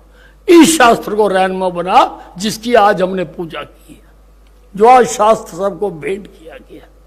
गीता को रहनुमा बना, गीता में तेरे हर प्रश्न का उत्तर दिया हुआ है। गीता में तुझे किस रास्ते में जाना है, गीता में बताया गया है। आज बहुत मैं गीता मनीषी ज्ञानानंद जी ने ये जो गीता के प्रचार प्रसार के लिए सारे विश्व में इन्होंने अखंड ज्योति जलाई है, मुझे इनके साथ ऑस्ट्रेलिया जाने का भी अवसर प्राप्त हुआ।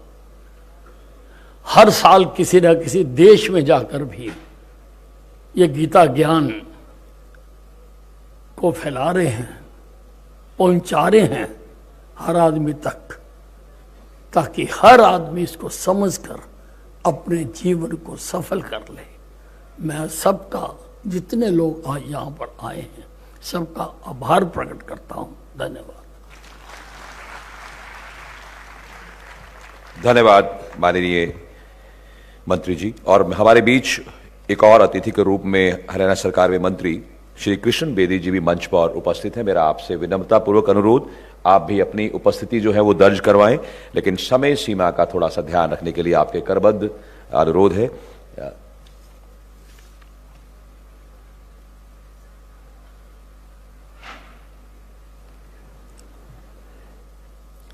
आज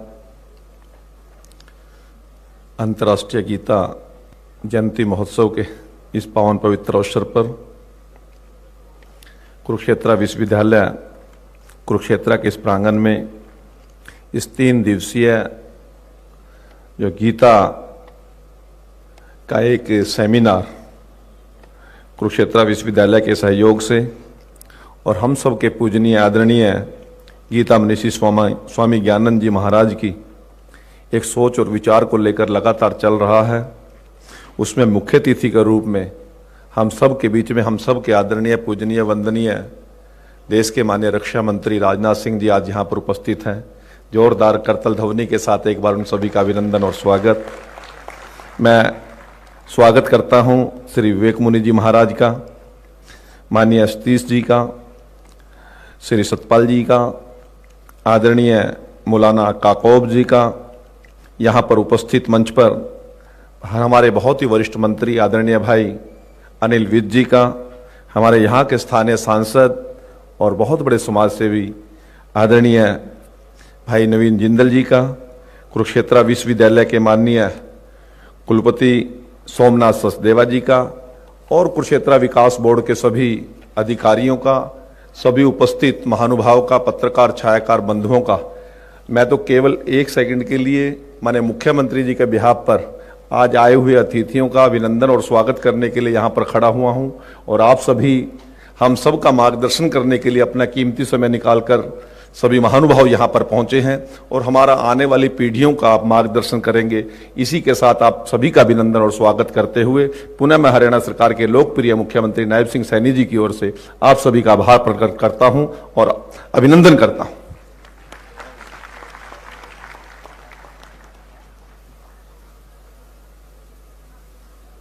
धन्यवाद माननीय मंत्री जी।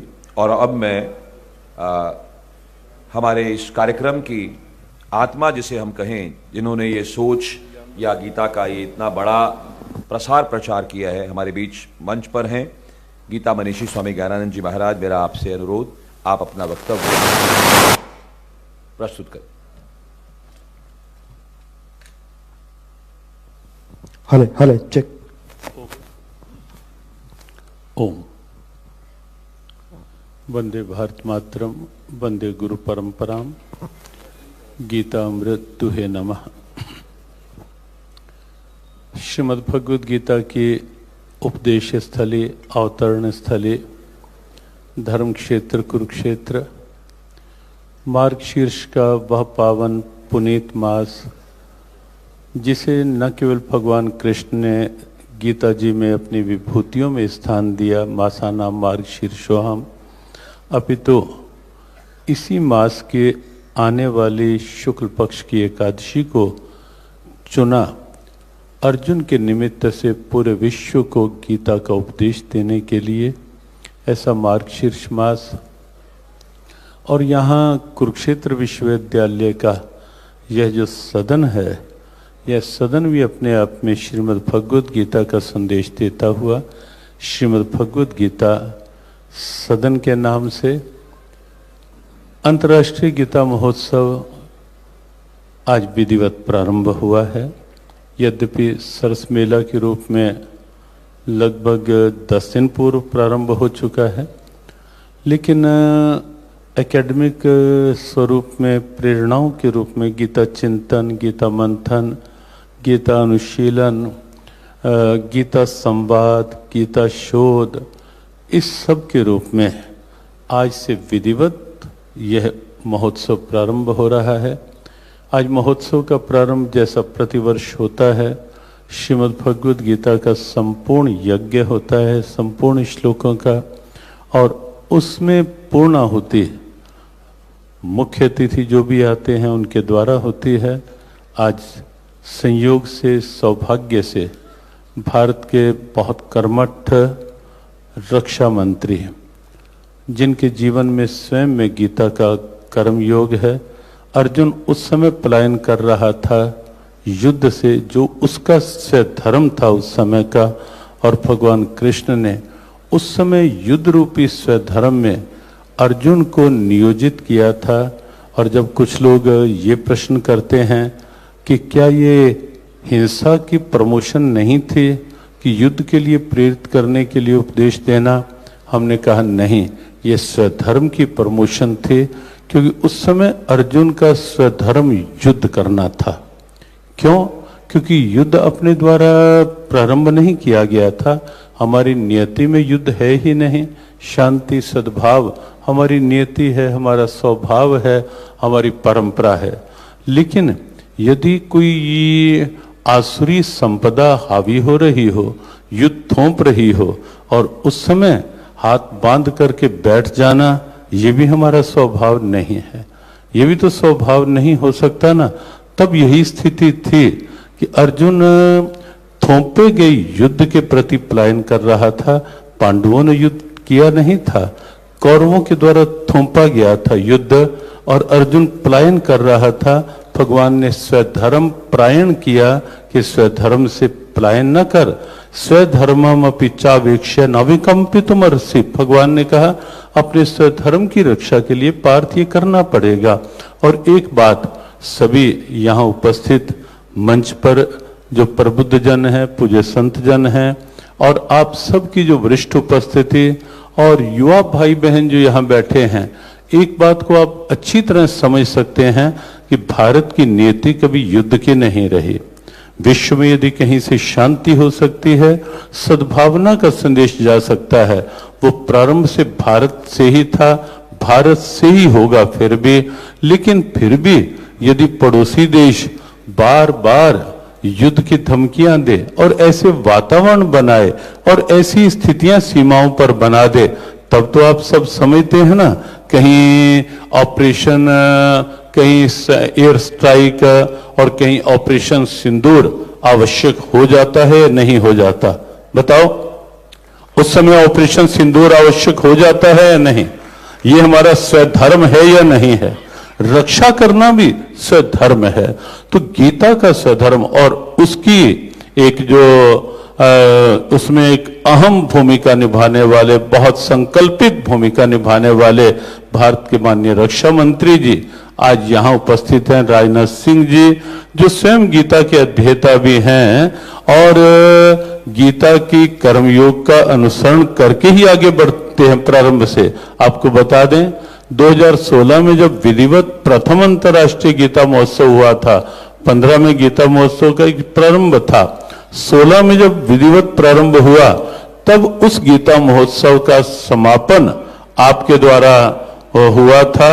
और हमें वो क्षण याद हैं कि जब ब्रह्म सरोवर पर आरती, संध्याकालीन आरती करते हुए आपकी आंखों में जब झांक कर देखा गया था और आपकी आंखों में एक भीगापन था अपनी भारतीय आस्था का, अपने सनातन सोच का और गीता की इस दिव्यता का, जो ब्रह्म सरोवर पर कहीं ना कहीं प्रकट आज अनुभव की जाती है। तो आज का उत्सव आपके द्वारा विधिवत प्रारंभ हुआ। बस केवल 1-1.5 मिनट में इतनी सी बात कह करके कि स्वधर्म जो है वो केवल मात्र मजहब की स्थिति नहीं है, रिलीजन की स्थिति नहीं है। मौलाना काकोब जी ने जिस ढंग से अपनी बात को रखा, उदारता से रखा, धर्म उदारता का नाम है, धर्म खुलेपन का नाम है, और खुलापन भगवान ने मानव को ही तो दिया है, प्रकृति को दिया है। और अपने सभी वक्ताओं ने जिस ढंग से, विवेक मुनि जी ने, भाई सतपाल जी ने जो एक ये भी इसका गौरव है कि जब कार्यक्रम प्रारंभ होता है, गीता की गूंज इस रूप में यहां से निकलती है कि विश्व को लगे कि गीता किसी मजहब की नहीं, जाति की नहीं, वर्ग की नहीं, वर्ण की नहीं, ऊंच नीच की नहीं, गीता सबकी है। और इसीलिए ये आह्वान इस सेमिनार के रूप में सबका सबके लिए हो रहा है। गीता का प्रारंभ धर्म से होता है, गीता का अंतिम शब्द मम है, अर्थात गीता धर्म मम, मेरा धर्म क्या है ये सिखाती है। मैं मनुष्य हूं, मुझे मानव बनकर रहना है, ये मेरा धर्म है। और मानवता क्या है वो आपको गीता सिखाएगी। वहां मूल्य हैं, आदर्श हैं, वैल्यूज हैं, आइडियल्स हैं, मॉरल्स हैं गीता में।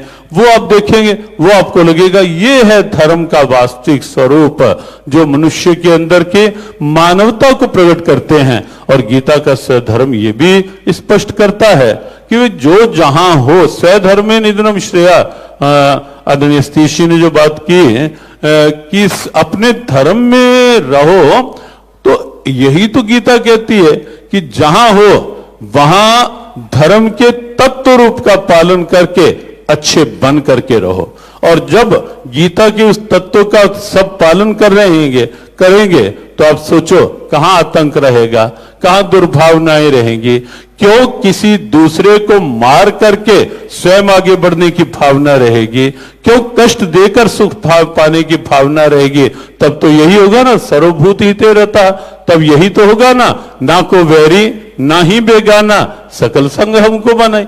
तो ये धर्म है और गीता उसी स्वधर्म का मानवीय स्वरूप में भी और फिर कर्तव्य निष्ठा स्वदेशी हर रूप में गीता का स्वधर्म एक वैश्विक प्रेरणा है, व्यापक प्रेरणा है।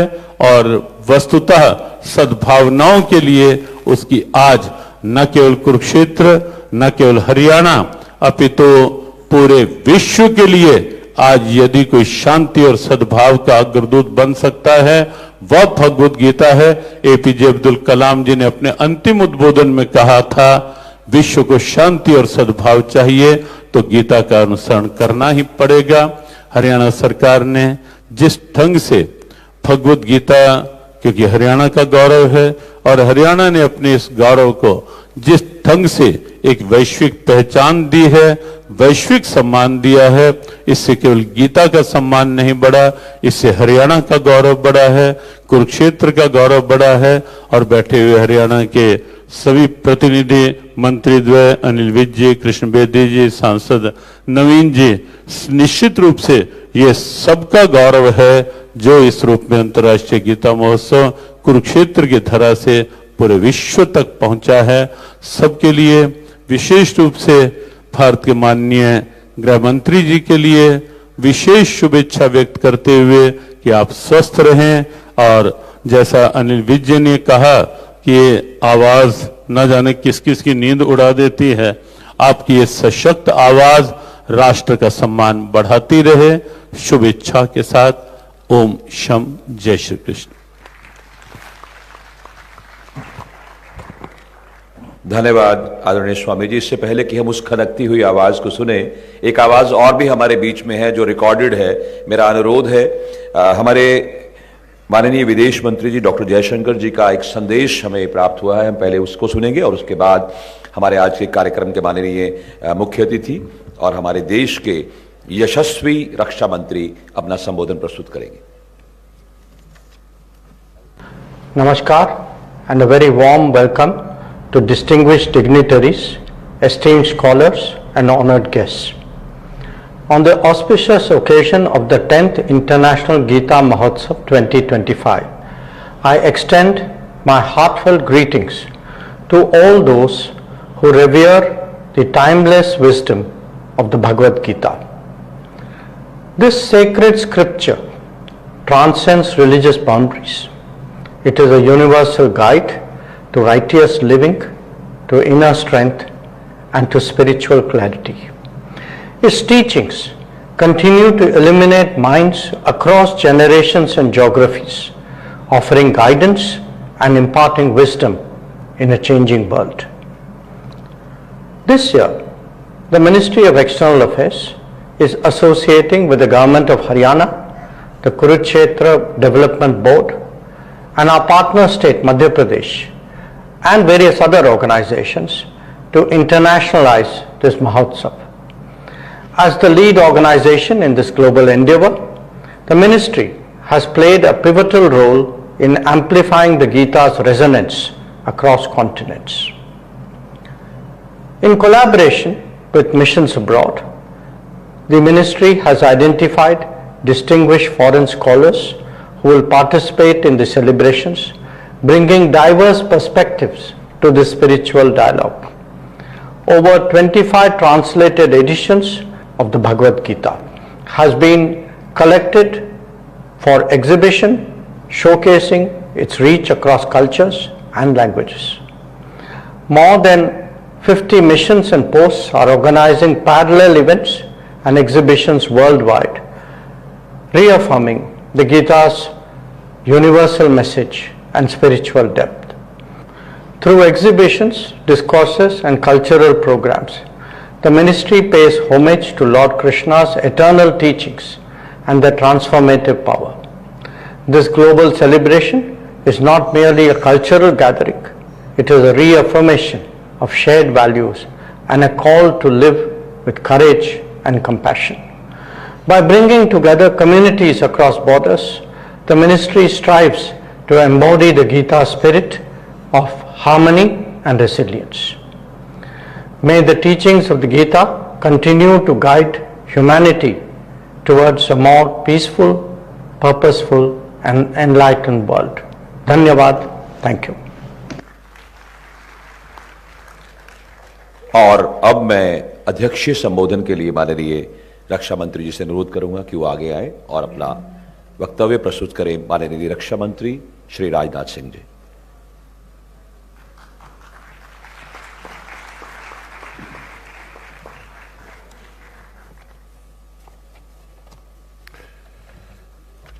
परम पूजनीय स्वामी ज्ञानानंद जी महाराज, मंच में पर उपस्थित हमारे सभी विभिन्न धर्मों की विभूतियां एवं हरियाणा सरकार के सभी सम्मानित मंत्रीगण, यहाँ के सांसद श्री नवीन जिंदल जी, मैं सभी का नाम नहीं लेता हूं, यहाँ के वाइस चांसलर प्रोफेसर सोमनाथ जी, और इस सभागार में मौजूद अन्य सभी सम्मानित देवियों व सज्जनों। सबसे पहले तो मैं पूज्य स्वामी ज्ञानानंद जी महाराज के प्रति आभार व्यक्त करना चाहता हूं कि उन्होंने आज के 10 वर्ष पहले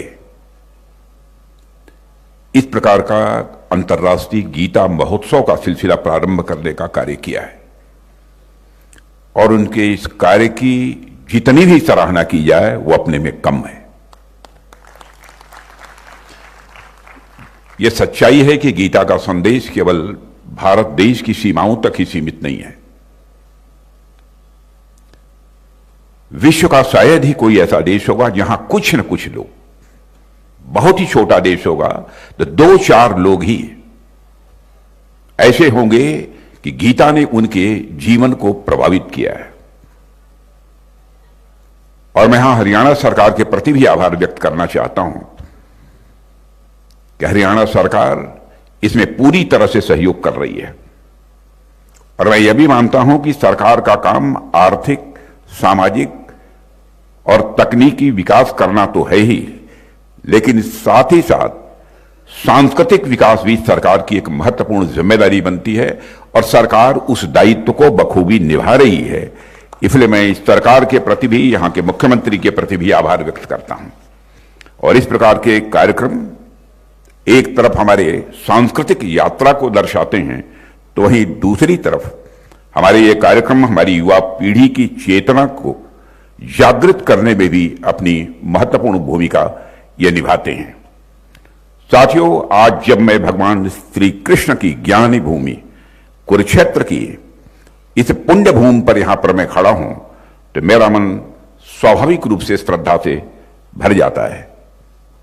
यदि हम अपने शास्त्रों के अनुसार देखें तो ये वही धरती है जहां 5000 से अधिक वर्ष पहले मार्गशीर्ष शुक्ल एकादशी की पावन तिथि पर समस्त मानवता के उत्थान के लिए यह दिव्य ज्ञान प्रकट हुआ था, जिसे हम श्रीमद् भागवत गीता के नाम से जानते हैं।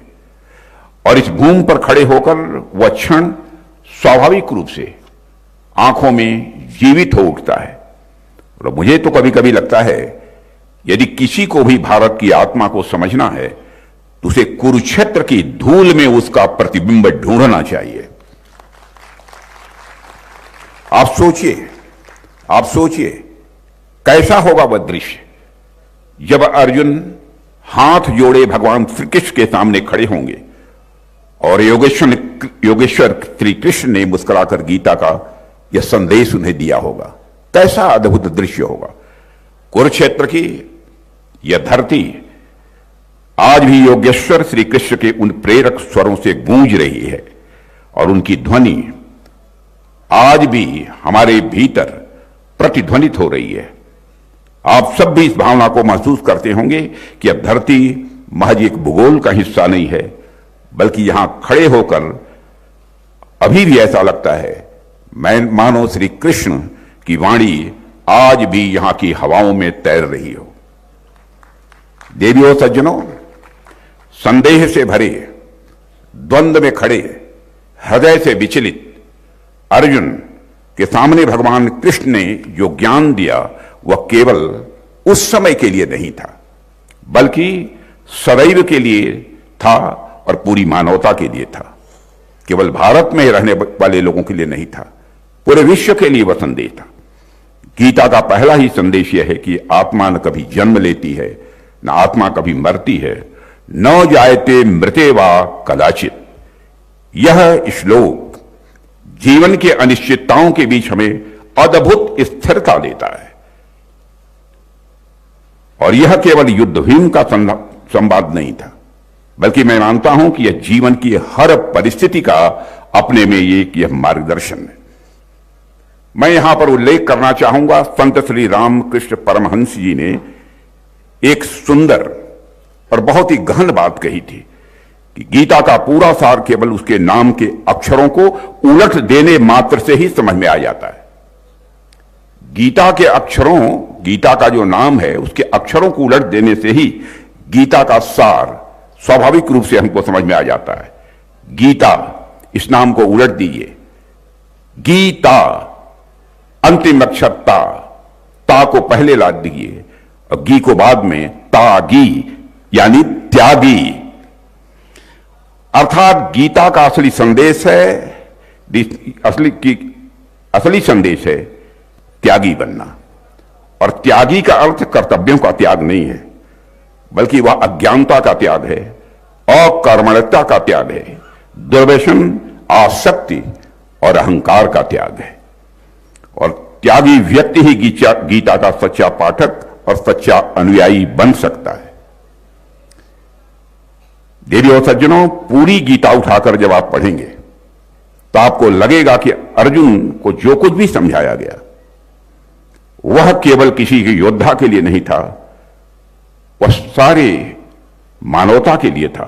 आप खुद सोचिए, उस युग में अर्जुन जो क्लैरिटी चाहते थे, जो स्पष्टता चाहते थे, युद्ध यानी कर्म का जो उद्देश्य चाहते थे, क्या आज के समय में हमें भी उसी स्पष्टता, उसी साहस और उसी प्रतिबद्धता की आवश्यकता नहीं है? आज तो हम और भी ज्यादा मृग तृष्णा में उलझे हुए हैं। हमारे आसपास आज पहले से कहीं अधिक भटकाव है, डिस्ट्रैक्शन है। कहीं ऐसे लोग हैं जो जीविकोपार्जन के लिए तो काम कर रहे हैं, पैसे भी कमा रहे हैं, लेकिन उन्हें अपने जीवन का उद्देश्य समझ में नहीं आ रहा है। तो वहीं दूसरी तरफ कई ऐसे लोग भी हैं जो कर्म से ज्यादा उसके परिणाम की चिंता करते हैं। मैं ऐसे कई लोगों को जानता हूं जिनके अंदर पर्याप्त क्षमता है कि वह जीवन में कुछ अच्छा कर सकते हैं, समाज को कुछ कंट्रीब्यूट कर सकते हैं, लेकिन वह कोई काम इसलिए नहीं करते हैं क्योंकि उन्हें परिणामों को लेकर तरह तरह की शंकाएं रहती हैं कि हमको कामयाबी मिलेगी कि नहीं मिलेगी। इस तरह के अनेक उलझी हुई स्थितियों का सामना आजकल हमारे आसपास के लोग कर रहे हैं। आपने स्वयं भी इसे महसूस किया होगा। साथियों, गीता कहती है कि जीवन की व्यर्थ चिंताएं, विकृत भावनाएं और गलत धारणाएं तभी मिटती हैं जब हम अपने भीतर के सत्य को पहचानते हैं। यही कारण है कि आज के दौर में जब डिप्रेशन और मानसिक तनाव जैसी चीजें तेजी से बढ़ रही हैं, गीता का संदेश मैं मानता हूं लोगों को नया संबल देता है। गीता पढ़कर विपरीत परिस्थितियों में भी उत्साहवर्धन और निराशा में भी आशा का संचार होता है। गांधी जी कहते थे कि जितने भी किताबें अब तक उन्होंने अपने जीवन में पढ़ी हैं, उन सब में सबसे अधिक सांत्वना 2 पुस्तकों से उन्हें मिली है, श्रीमद् भागवत गीता और श्री रामचरितमानस। और साथियों, वे भी ये कहते थे, जब उन्हें संदेह घेरते थे, जब वह दुविधा की स्थिति में होते थे, जब निराशाएं आती थी और जब कोई प्रकाश की किरण नजर नहीं आती थी, तब वे श्रीमद् भागवत गीता के ही शरण में जाते थे। इससे वे तुरंत सांत्वना पाते थे, उनके मन की शंकाओं का समाधान होता था। देवियों और सज्जनों, गीता में दिए गए कर्मयोग की भावना, समत्व की सीख और आत्म स्वरूप की पहचान हमें सुखपूर्वक जीवन जीने का यह मार्ग दिखाते हैं। गीता न केवल आत्मचिंतन का मार्ग दिखाती है, बल्कि मैं मानता हूं कि मन की उलझनों को सुलझाने के लिए थेरेपी का भी काम यदि कोई करता है तो हमारी यह गीता ही करती है। साथियों, जब जब हम जीवन में उलझते हैं, यह गीता हमें दिशा देती है, दिशा दिखाती है। और अगर यह हम माने कि जीवन केवल एक बार मिलता है, तो उसकी कीमत केवल हमारी उपलब्धियों से तय होती है। लेकिन जब हम जीवन को कई जन्मों की यात्रा मानते हैं, तो सबसे महत्वपूर्ण हो जाती है प्रज्ञा, जिसे अंग्रेजी में विजडम कहते हैं। और हम इस बात को महत्व देते हैं कि हमारी समझ कैसे विकसित हो, हमारी समझ कैसे व्यापक हो। यह समझ की दुनिया क्यों है, हम यहां क्यों हैं, और बार बार इस जीवन चक्र से गुजरने का मतलब क्या है, उसका अर्थ क्या है। जब यह समझ विकसित हो जाती है, तब हम दूसरों पर नियंत्रण करने का प्रयास छोड़ देते हैं और मुक्त हो जाते हैं। हम संसार में फंसते नहीं हैं। साथियों, इसलिए मैं तो मानता हूं कि यह गीता महोत्सव एक सामान्य आयोजन भर नहीं है, बल्कि हमें यह याद दिलाता है कि हमारा कर्तव्य क्या है। अर्जुन इसलिए उठ खड़े हुए क्योंकि उन्हें कर्तव्य का बोध हुआ। कर्तव्य का बोध ही गीता का सबसे बड़ा योगदान मैं मानता हूं।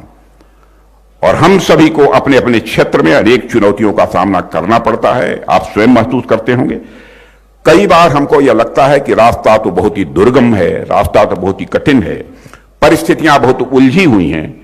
लेकिन गीता कहती है, कर्मण्येवाधिकारस्तु मां फलेषु कदाचन, कर्म करते चले जाओ, फल की चिंता मत करो। आपका अधिकार केवल कर्म पर है, फल पर नहीं है। और यह पंक्ति जीवन को सरलता देने के साथ साथ हृदय और मस्तिष्क दोनों को डिसिप्लिन भी देती है। इसलिए मैं अक्सर कहता हूं, गीता महज एक ग्रंथ भर नहीं है, यह भारतीय प्रबंधन या इंडियन मैनेजमेंट का सबसे पुराना और सबसे प्रभावी यह मॉडल है। लीडरशिप को लेकर मैं बच्चों से भी कहना चाहता हूं, लीडरशिप को लेकर भी किसी समस्या के समाधान तक हर जगह गीता का ज्ञान वास्तविक मदद करता है। जिस बात को आज दुनिया इतना प्रचारित करती है, वह बात श्री कृष्ण ने 5000 वर्ष पहले बतला दी थी कि मनुष्य का व्यवहार उसके विचारों से बनता है और विचारों का शुद्धिकरण भक्ति और योग से होता है। और विचारों का शुद्धिकरण छोटे मन के व्यक्ति के अंदर नहीं हो सकता है। जिसका मन जितना ही बड़ा होगा, उतना ही सुख की प्राप्ति करेगा, उतने ही आनंद की प्राप्ति करेगा। और एक समय आता है कि मन इतना बड़ा हो जाता है, आनंद को प्राप्त कर लेता है, तो मनुष्य जीवन में परमानंद की प्राप्ति करता है। यहां पर सारे स्टूडेंट्स बैठे हैं, इसलिए मेरा शिक्षक भी जागृत होता है। इसलिए मैं एक मैथमेटिकल इक्वेशन उनको बतलाना चाहता हूं। Let us consider that your मन इज ए सर्किल। थोड़ी देर के लिए मान लो कि आपका मन एक सर्किल है, और मैं क्या कह रहा हूं, छोटे मन से काम नहीं करना चाहिए, बड़े मन से काम करना चाहिए। छोटे मन से कोई बड़ा नहीं हो सकता, टूटे मन से कोई खड़ा नहीं हो सकता। इसे बराबर बड़े मन का होना चाहिए। छोटे मन का व्यक्ति जीवन में मोक्ष की प्राप्ति नहीं कर सकता है, जीवन के बंधनों से कभी मुक्त नहीं हो सकता है। जैसे मान लो आपका मन यह सर्किल है, एक वृत्त है, और मैं कह रहा हूं कि जितना ही मन बड़ा करते चले जाओगे उसी अनुपात में तुम्हारे सुख आनंद की मात्रा बढ़ती चली जाएगी, और एक समय ऐसा आएगा जीवन में जब तुम्हें परमानंद की प्राप्ति होगी। इसे मैथमेटिकल इक्वेशन में कहना हो तो यूं कह सकते हैं, सर्कमफरेंस ऑफ मन is directly proportional to the magnitude of सुख। Circumference of man is directly proportional to the magnitude of Anand. Circumference of man is directly proportional to the परमानंद। परमानंद का कोई मैग्नीट्यूड नहीं होता, परमानंद की कोई सीमा नहीं होती है, वो तो परमानंद है। इसलिए मैं कहना चाहता हूं उसकी कोई सीमा नहीं होती। बराबर जीवन में बड़े मन से काम करना चाहिए। छोटे मन का व्यक्ति अपने जीवन में कभी बड़ा नहीं हो सकता है। और साथ ही साथ धर्म की बात की जाती है, मैं धर्म के बारे में भी कहना चाहता हूं। धर्म को इस परिभाषित करना चाहता हूं। यहां पर परम पूज्य ज्ञानानंद जी महाराज बैठे हैं, अन्य भी सारे विद्वान बैठे हैं विभिन्न धर्मों के। धर्म है क्या? अखिल ब्रह्मांड का जड़ हो अथवा चेतन हो, जो विधि व्यवस्था नियम पर नियम इस अखिल ब्रह्मांड के जड़ अथवा चेतन के अस्तित्व की सुरक्षा की गारंटी देते हैं, उसी नियम पर नियम को ही हम धर्म कहते हैं। एक स्टेप और आगे बढ़िए। इस अखिल ब्रह्मांड के जड़ अथवा चेतन के अस्तित्व की सुरक्षा के साथ साथ उसके परिपालन की गारंटी जो विधि विधान नियम पर नियम देते हैं, उसी विधि विधान नियम पर नियम को ही हम धर्म कहते हैं। एक स्टेप और आगे ले जाना चाहता हूं। अखिल ब्रह्मांड के जड़ अथवा चेतन के अस्तित्व की सुरक्षा के साथ साथ उसके परिपालन की गारंटी के साथ साथ जो विधि विधान नियम पर नियम उसके विकास एवं संवर्धन की गारंटी देते हैं, उसे ही हम धर्म कहते हैं। इसलिए धर्म को लेकर किसी को कोई आपत्ति नहीं होनी चाहिए। और साथियों, मैं कह सकता हूं कि मैं अक्सर कहता हूं कि गीता महज एक ग्रंथ भर नहीं है, यह भारतीय मैनेजमेंट का सबसे पुराना और सबसे प्रभावी मॉडल है। लीडरशिप को लेकर, नेतृत्व यदि आप जीवन में करना चाहते हो तो उस लीडरशिप को लेकर भी किसी समस्या का समाधान यदि खोजना है तो गीता का ज्ञान ही वह समाधान दे सकता है। जिस बात को आज दुनिया इतना प्रचारित करती है, वह बात श्री कृष्ण ने 5000 वर्ष पहले बता दी थी कि मनुष्य का व्यवहार उसके विचारों से बनता है और विचारों का शुद्धिकरण केवल भक्ति और योग से ही होता है। इसलिए आज दुनिया में गीता की स्वीकृति भी बढ़ती जा रही है।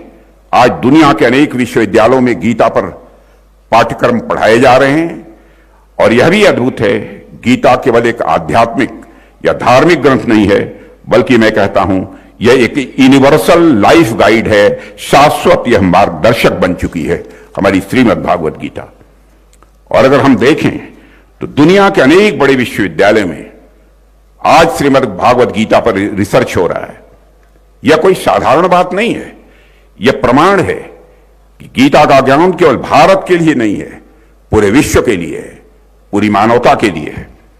कई विद्वान कहते हैं कि गीता ने उनको लीडरशिप, बैलेंस और डिसीजन मेकिंग में क्लैरिटी दी है, यानी नेतृत्व, संतुलन और निर्णय लेने की क्षमता में स्पष्टता दी है। यही कारण है कि आज Gita management, psychology, ethics, law और हर क्षेत्र में पढ़ी जाती है और समझी जाती है। और यह इसलिए संभव हुआ है क्योंकि यह ग्रंथ मानव जीवन को सबसे सरल और प्रभावी ढंग से समझता है। साथियों, दुनिया के तमाम विचारक और बड़े लोगों ने, जैसे आइंस्टीन, थोरो, टी.एस. इलियट, एल्डस हक्सल, इन सबको गीता पढ़कर लगा कि यह मानव विकास का एक यूनिवर्सल मैनुअल है, यानी यह मानव विकास का एक शाश्वत मार्गदर्शक है। साथियों, हमारे लिए गर्व की बात है कि हमने इस ज्ञान को हजारों वर्षों तक सुरक्षित रखा है। यह हम भारतवासियों के लिए बहुत ही सौभाग्य का विषय है और गौरव का विषय है। पीढ़ी दर पीढ़ी हमने इसको पहुंचाया है और आज यह दुनिया के लिए एक प्रेरणा बन चुका है। अंतरिक्ष यात्री सुनीता विलियम्स भी जब स्पेस में जाती हैं तो गीता हाथ में लेकर जाती हैं। इससे बढ़कर गौरव की बात और क्या हो सकती है। साथियों, गीता हमें यह भी सिखाती है कि शक्ति और शांति दोनों एक दूसरे के विरोधी नहीं है। आज भारत विश्व में शांति का संदेश देता है तो पूरी दुनिया भारत को शांति का प्रतीक मानती है, परंतु वास्तविकता यह है शांति तभी टिकती है जब उसके पीछे आत्मविश्वास और बल का सहारा हो। बिना आत्मविश्वास और बल के सहारे शांति टिक नहीं सकती। श्री कृष्ण ने भी अर्जुन को यही सिखाया था कि जो व्यक्ति धर्म संगत मार्ग पर चलता है वह कभी भयभीत नहीं होता है। साथियों, पहलगाम का वह विभत्स क्षण आज भी राष्ट्रीय स्मृति को विचलित करता है।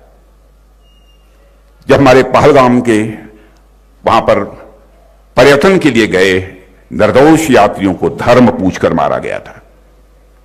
कितना क्रूर और अमानवीय संदेश उन आतंकवादियों ने दिया था। वह घटना, मैं मानता हूं कि भारत की शांति प्रियता को ही चुनौती नहीं थी दे रही थी। आतंकवादी और उनके सरपरस्त यह मान बैठे थे कि भारत की शालीनता उसकी कमजोरी है, लेकिन वे भूल गए कि भारत गीता का देश है जहां करुणा भी है और युद्ध भूमि में धर्म की रक्षा की प्रेरणा भी है। साथियों, हमने गीता के संदेश को याद किया कि अगर शांति के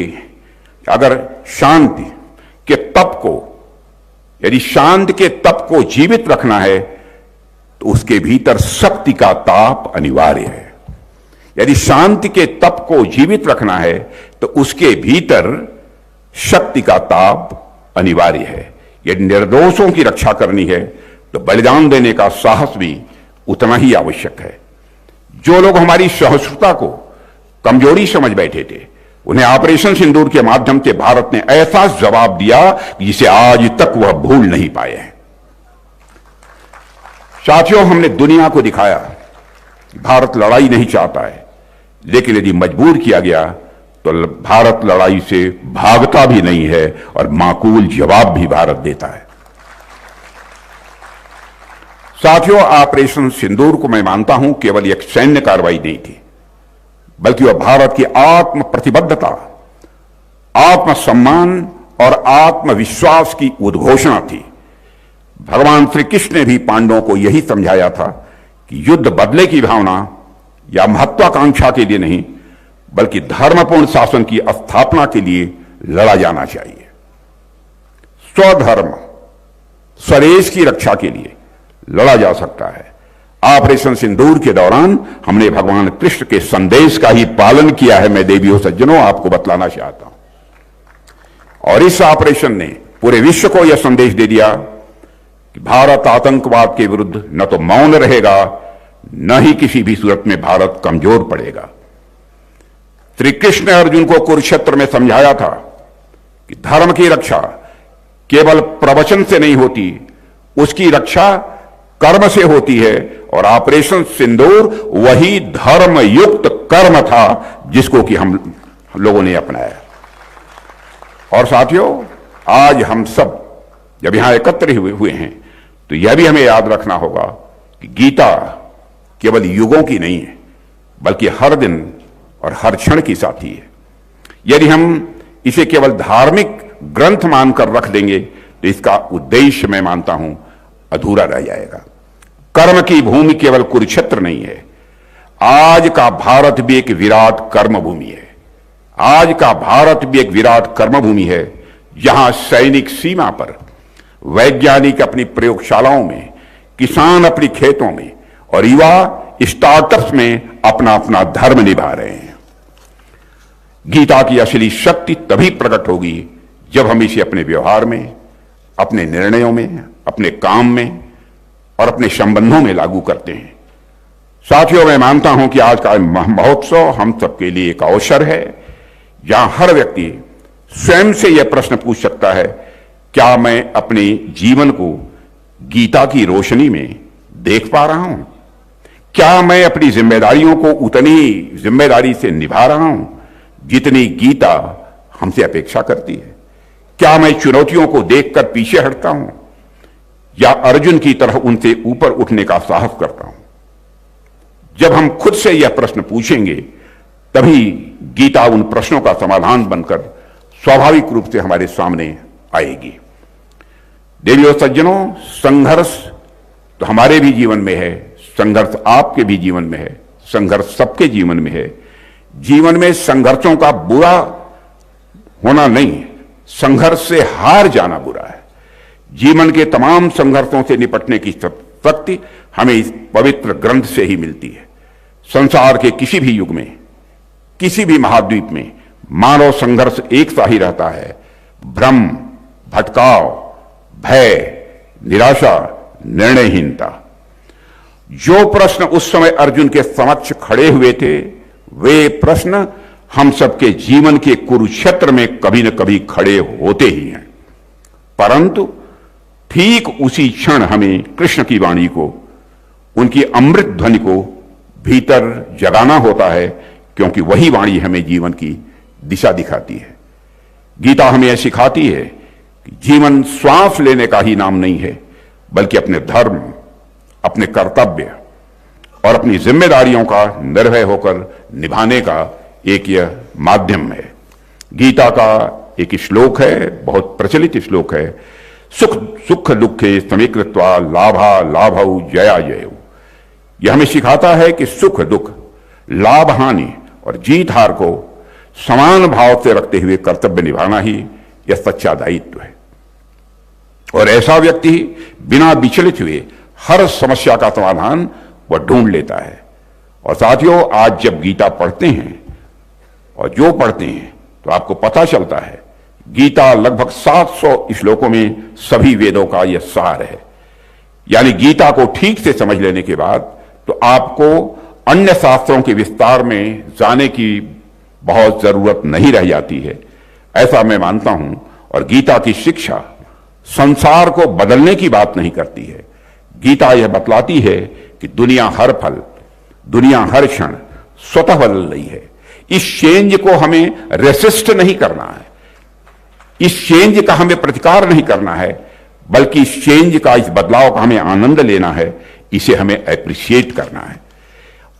जो जैसा है उसे वैसा ही देखना है, वैसा ही समझना है। गीता हमें इमोशनल इंटेलिजेंस सिखाती है।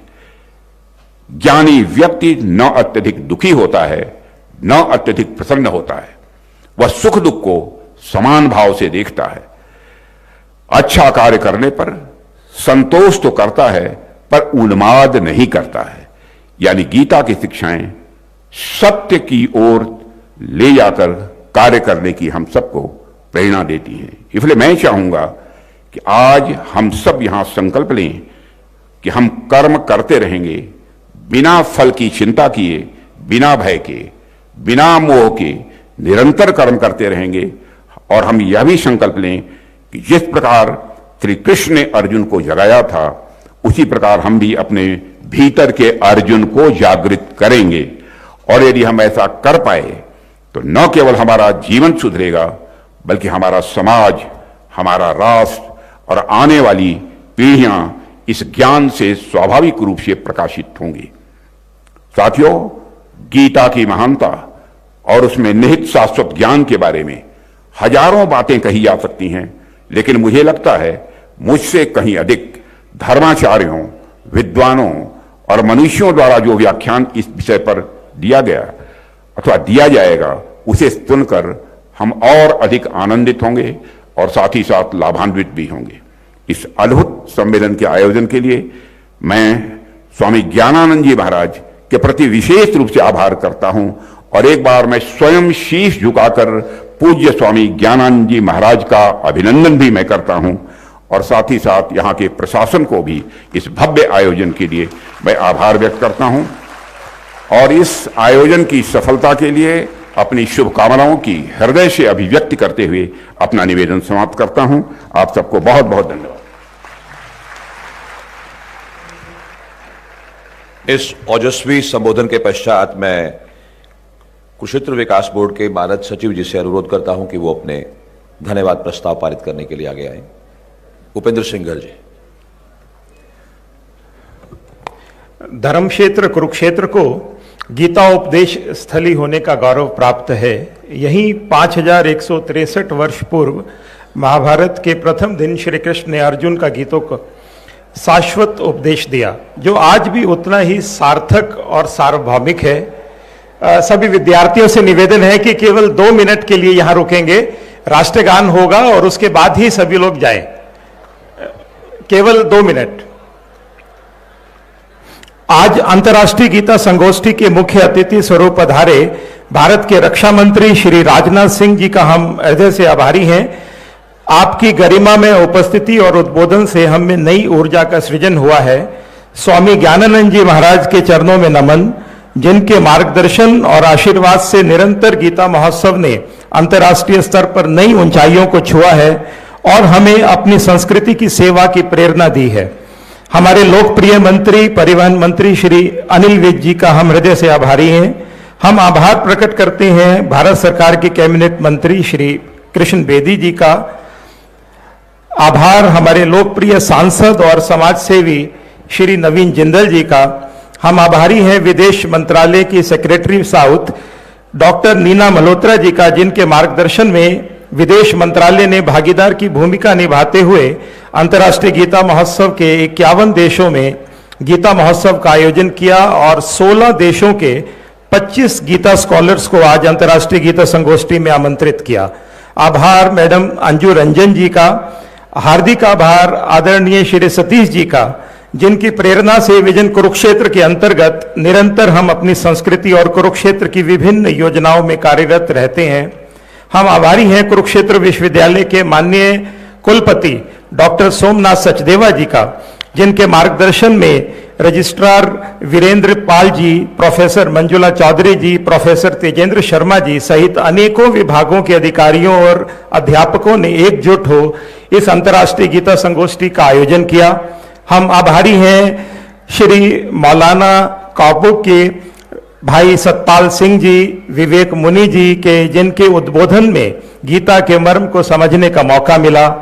आभार श्री भारत भूषण भारती जी का, पूर्व मंत्री श्री सुभाष सुधा जी का, श्री जय भगवान शर्मा जी का, श्री पवन सैनी जी का और अंतर्राष्ट्रीय गीता जयंती मेला अथॉरिटी और कुरुक्षेत्र के डेवलपमेंट बोर्ड के सदस्य डॉक्टर प्रीतम सिंह जी, हमारे सीईओ पंकज सेतिया जी, श्री अशोक रोशा जी, श्री अलकेश मोदगिल जी, गुरनाम सैनी जी, हरमेश सिंह जी, विजय नरूला जी, श्री राजेश शांडिल्य जी, डॉक्टर संदीप छाबड़ा जी, रोशन बेदी जी, आप सबके मार्गदर्शन और सहयोग की वजह से आज इस कार्यक्रम की शुरुआत बहुत भव्य तरीके से कुरुक्षेत्र विकास बोर्ड के माध्यम से कुरुक्षेत्र विश्वविद्यालय के सहयोग से हो पा रही है।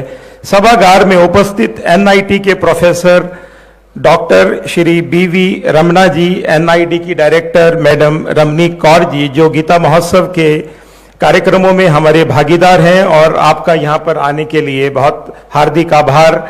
हमारे 48 कोस के 182 तीर्थों की तीर्थ प्रतिनिधि और 80 से ज्यादा जो सामाजिक और धार्मिक संस्थाएं हमारे इस अंतर्राष्ट्रीय गीता महोत्सव को सहयोग करने में हमारे साथ अग्रिम भूमिका में हैं, उन सब का भी बहुत आभार। Special thanks to all the Gita scholars who have specially come from different part of the world to speak in this enlightening international Gita conference.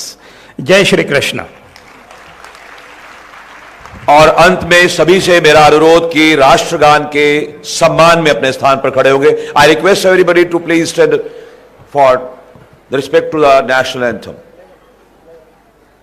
जन गण मन अधिनायक जय हे भारत भाग्य विधाता, पंजाब सिंधु गुजरात मराठा द्राविड़ उत्कल गंगा, विंध्य हिमाचल यमुना गंगा उच्छल जलधि तरंगा, तब शुभ नामे जागे, तब शुभ आशीष मांगे, गाहे तब जय गाथा। जन गण मंगलदायक जय हे भारत भाग्य विधाता, जय हे जय हे जय हे जय जय जय जय हे। भारत माता की, भारत माता की, भारत माता की। धन्यवाद। I'll request Mr. Ian Martinez, Australian Premier, to please come forward to meet the guest. Please you come forward on the dais along with CEO of KD.